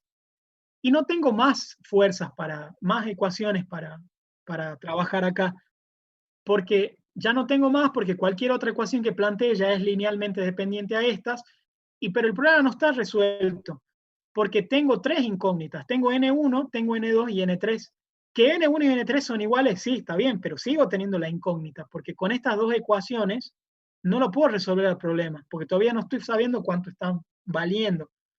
Por lo tanto, de nuevo tengo que recurrir a lo mismo que hemos hecho recién, que es encontrar una ecuación adicional, y esa ecuación adicional es la ecuación de compatibilidad de las deformaciones. O sea, tengo que encontrar alguna relación entre las deformaciones de las piezas. Entonces, por la simetría que tiene este problema, tanto geométrica como de material y de área, voy a trabajar con la barra 1 y la barra 2. ¿Qué pasa con esta fuerza F? Esa fuerza F me está tirando para abajo. Por lo tanto, la barra 2, que originalmente tiene esta longitud, obviamente se me va a estirar. ¿Cuánto? Y bueno, va a pasar el punto C, va a pasar a esta nueva posición C'. Entonces, lo que se me va a estirar la barra 2 va a estar asociado a este desplazamiento U2. Y lo que se me va a estirar la barra 1 va a estar asociado a un desplazamiento del punto C también, pero medido en el eje 1, o sea, al U1. Pero ¿qué pasa? El punto C está uniendo a las 2 barras. Por lo tanto, no las puedo desagregar a las barras. El punto C va a pasar de estar acá a acá, y las 2 barras también van a estar acá. Por lo tanto, esta barra 1 va a tener una pequeña desviación, porque originalmente tiene este eje negro, ¿estamos? Pero va a tener una desviación producto de ese estiramiento, porque el punto C, a través de esa fuerza que lo está estirando, la va a arrastrar también a la barra 1, ¿estamos? Pero ¿qué pasa? Esa pequeña deformación, ese estiramiento que va a tener el punto 1, yo lo voy a considerar despreciable. Es decir, este ángulo alfa que está entre la barra 1 y la barra 2 se va a seguir manteniendo después de la posición deformada. Por eso es que acá dice aproximadamente igual a alfa. ¿Estamos? Entonces, si yo estudio esta deformación, puedo encontrar sencillamente a través de este triángulo que está acá, una relación entre el desplazamiento del punto C medido en la barra 2 y el desplazamiento del punto C medido en la barra 1. Porque U1 es igual a U2 por el coseno de alfa. Es sencillamente la trigonometría de este triángulo, donde este es U2, esto es U1 y este es el ángulo alfa. Entonces, U1 es igual a U2 por el coseno de alfa. ¿Y cuánto vale U1? Y bueno, U1 muy sencillo, vale lo que se alarga la barra 1, N1 por L1 sobre E por A. ¿Y cuánto vale U2? U2 es lo que se me alarga la barra 2, vale N2 por L2 sobre E por A. L2 coincide con este L que está acá, por eso es que el L2 es el L. Y el L1 tengo que descomponer o tengo que proyectar este L con este ángulo alfa, y por eso es que me queda L por el coseno de alfa. ¿Sí? Entonces, esta es mi ecuación de compatibilidad. Recién habíamos visto una compatibilidad a través de un punto B, ¿se acuerdan? Que era el punto B donde decía que era lo que se acortaba una, era lo mismo que lo que se alargaba la otra. Bueno, esta es otra forma de encontrar una ecuación adicional, que es otra ecuación de compatibilidad, estudiando las deformaciones de los problemas. Entonces, de esta forma yo encuentro esta otra ecuación, que si me pongo acá, obviamente E y A eran iguales, entonces se me van, la L se me anula, y encuentro una tercera ecuación que me relaciona las normales, N1 con N2. Por lo tanto, esta ecuación con esta ecuación y con esta ecuación, sí ya me proporcionan tres ecuaciones para las tres incógnitas, y lo puedo resolver al problema, y el problema queda resuelto de esta forma, donde N2 vale esto, N1 vale esto, y N3 vale esto. ¿Estamos? Obviamente todo en función de la fuerza F. Resuelto el problema elástico, ¿sí? Ahora tengo que pasar a analizar qué es lo que pasa con los desplazamientos de la parte elástica y analizar el comportamiento anelástico o elastoplástico de la barra 2. Empecemos con el comportamiento elástico. Habíamos dicho que, producto de las ecuaciones de equilibrio y de compatibilidad, yo obtengo esta solución, donde N1, N2 y N3 tienen estas expresiones. ¿Y eso para cuándo es válido? Y bueno, va a ser válido para todas las tensiones de la barra 2 que sean menores que la tensión de fluencia. ¿Sí? ¿Por qué? Porque cuando ya supera la tensión de fluencia la barra 2, esta barra ya entra en un comportamiento anelástico. ¿Sí? Y sigue una ley elastoplástica perfecta, no importa, pero ya deja de tener un comportamiento elástico. Entonces, para todos los valores de tensión 2 menor a la tensión de fluencia, este valor es válido.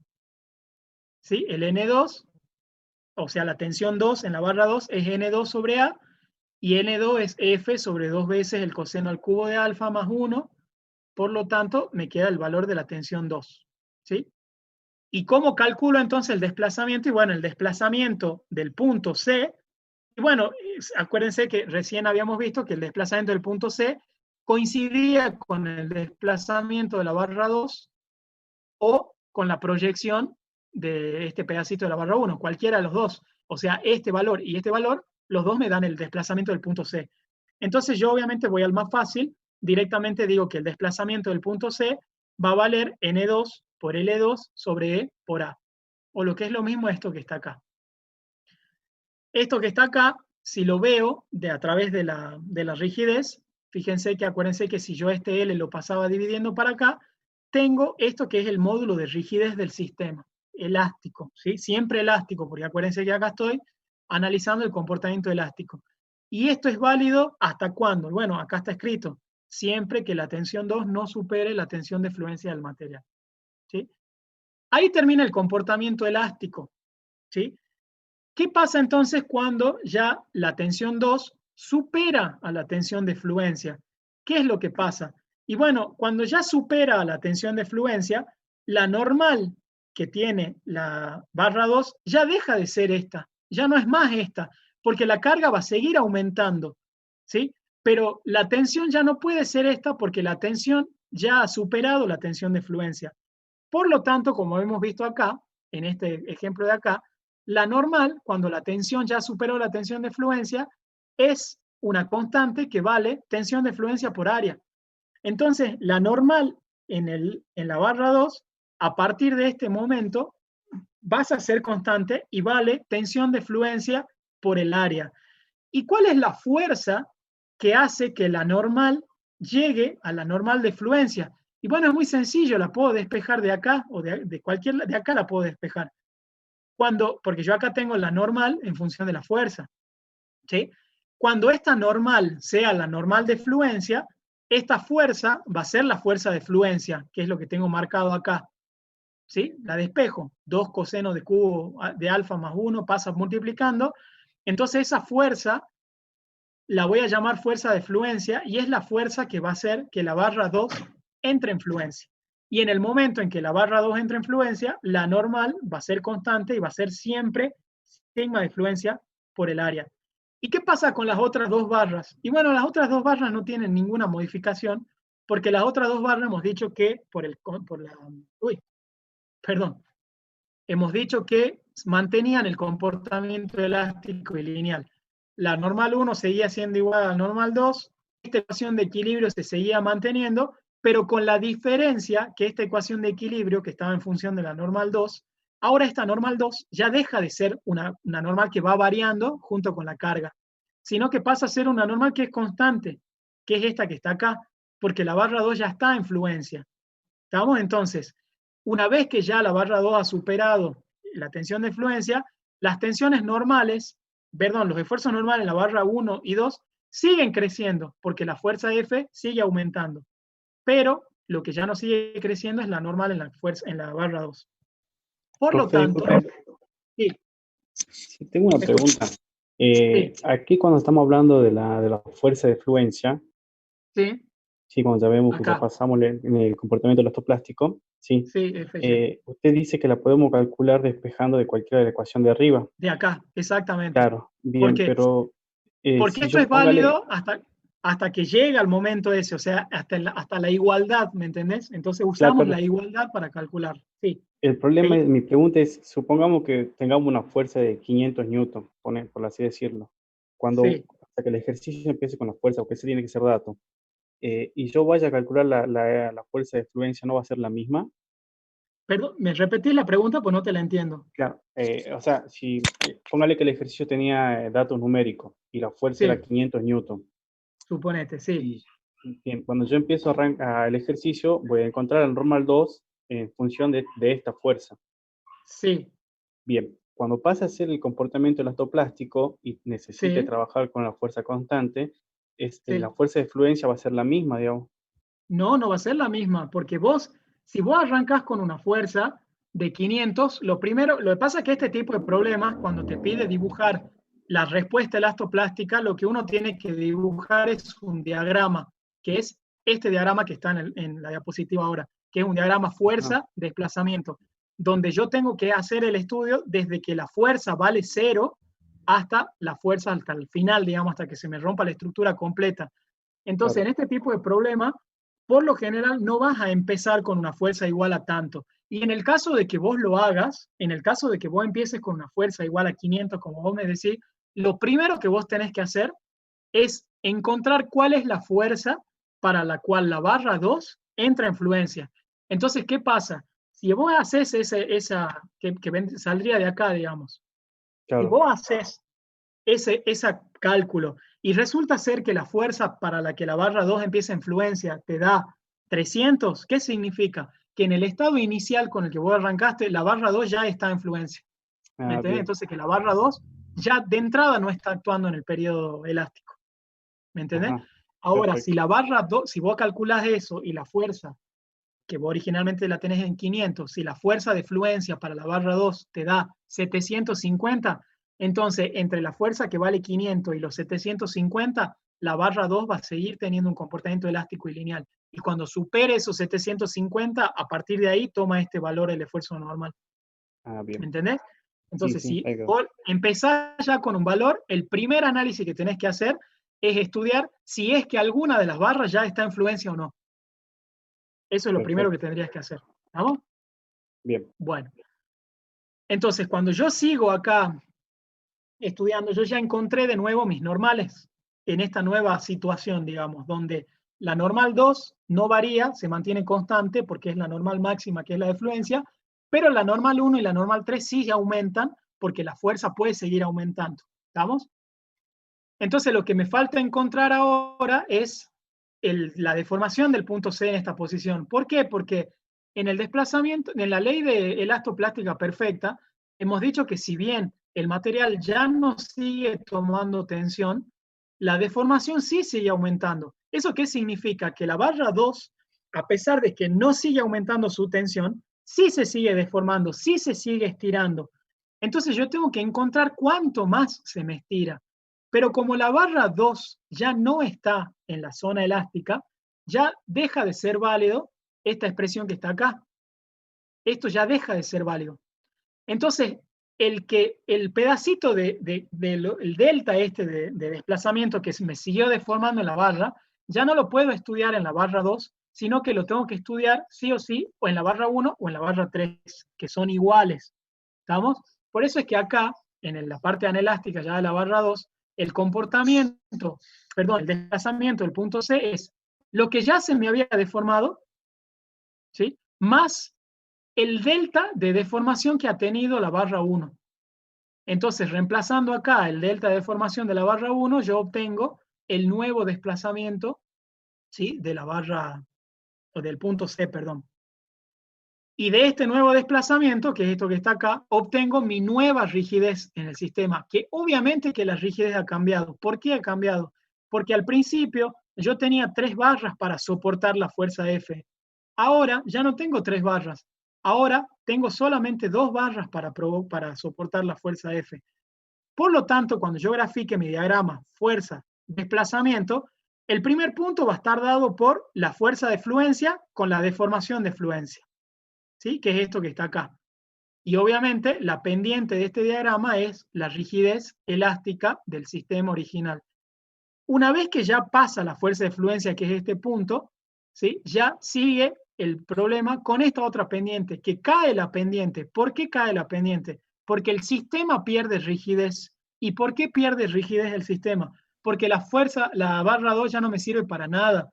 La barra 2 ya falló, ya está con su tensión de fluencia, ya falló. Lo único que hace es deformarse, no soporta más nada.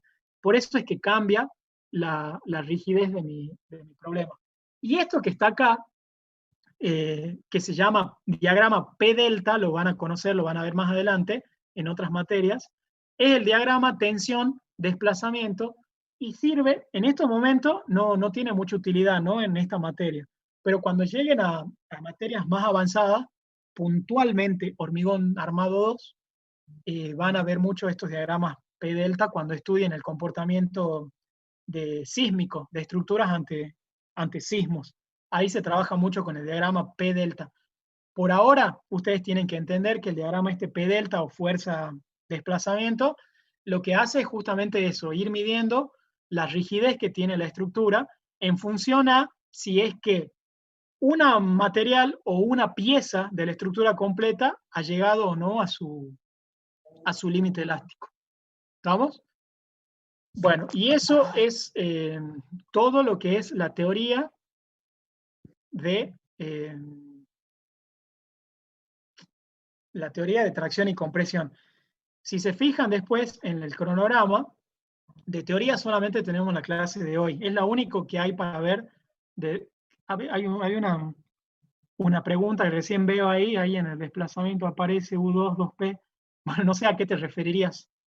Después cualquier cosa lo vemos. No sé en qué momento me mandaste ese mensaje. Lo que les decía es que esta es la única clase que tenemos de tracción y compresión en teoría. El jueves y el viernes van a haber práctica. Hay algunas cuestiones, casos puntuales que van a quedar directamente para la práctica, como lo es, por ejemplo, qué pasa cuando tenemos un material que no es, o sea, una estructura, perdón, que no está conformada de un único material, sino que tiene un material compuesto.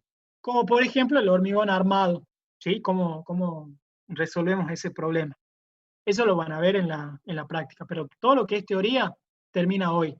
El lunes que viene ya arrancan la teoría nueva, arrancan la nueva unidad que es corte y torsión.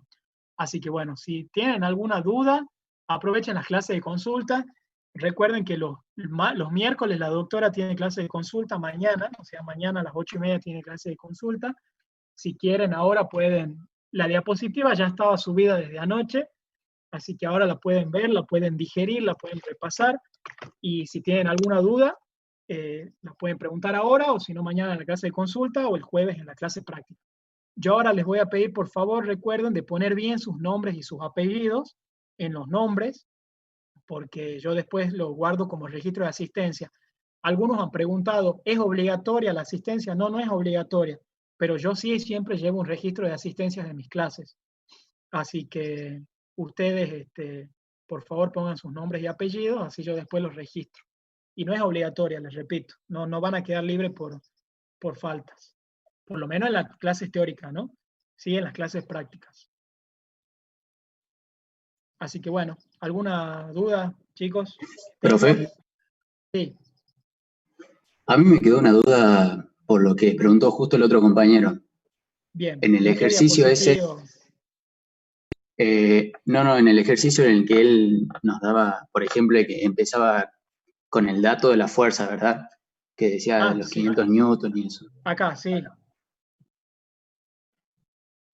Mi duda era que cuando empezamos a ver el ejercicio, usted dijo que las incógnitas al principio es buscar los esfuerzos normales.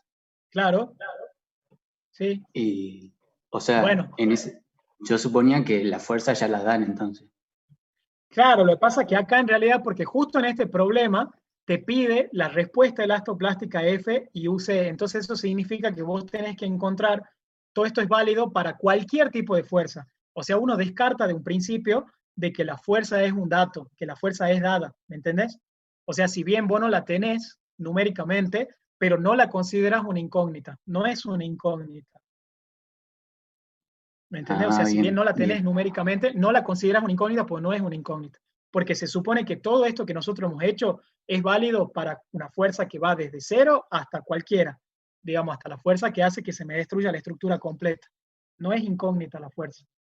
Pero lo que yo le decía a tu compañero es eso. Si vos arrancaras con una fuerza que ya es un dato puntual, que vale 500 newton, como él decía, entonces vos ahí, como tenés una barra que te dice por el problema, por el inciso, te dice que la barra tiene un comportamiento elastoplástico, entonces vos automáticamente tenés que ver en dónde estás parado. Tenés que analizar sí o sí si es que esa barra ya está o no en el estado plástico. ¿Me entendés? Sí o sí lo tenés que hacer. No es algo que podés obviar. No sé si responde tu pregunta. Sí, profe, gracias. Bueno, muy bien. ¿Qué más? ¿Qué otra pregunta?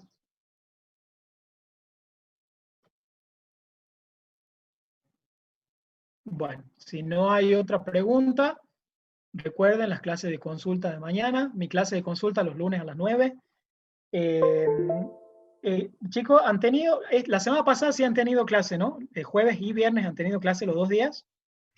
Sí, profe. Sí, bien. Porque había un chico que le escribió a la doctora que dice que no pudo entrar a la clase del viernes, que estuvo siempre como en sala de espera.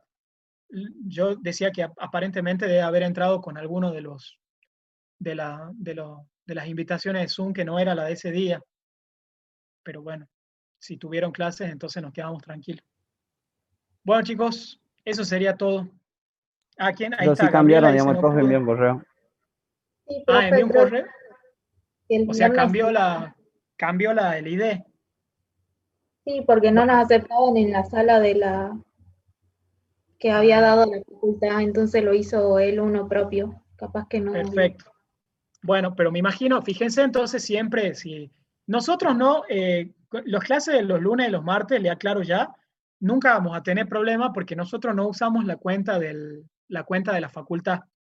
Nosotros usamos una cuenta propia. Entonces, los datos de Zoom de la clase de los lunes y de los martes siempre van a ser los mismos, eso no van a cambiar. Pero bueno, si alguna vez vuelven a tener un problema así, entren rápidamente al Moodle, porque el ingeniero, si es que hace algún cambio, automáticamente lo pone en la plataforma. Entonces, fíjense, entren al Moodle y chequen si es que hubo algún cambio y eso es lo que puede haber pasado entonces. porque él se maneja con las cuentas Zoom de la facultad, por eso evidentemente habrá tenido algún problema. Bueno, chicos, hasta luego entonces. No se Hasta atrasen, luego. pónganse al día. Hasta luego. Bueno, profe, hasta luego. Muchas Chao, gracias. chao.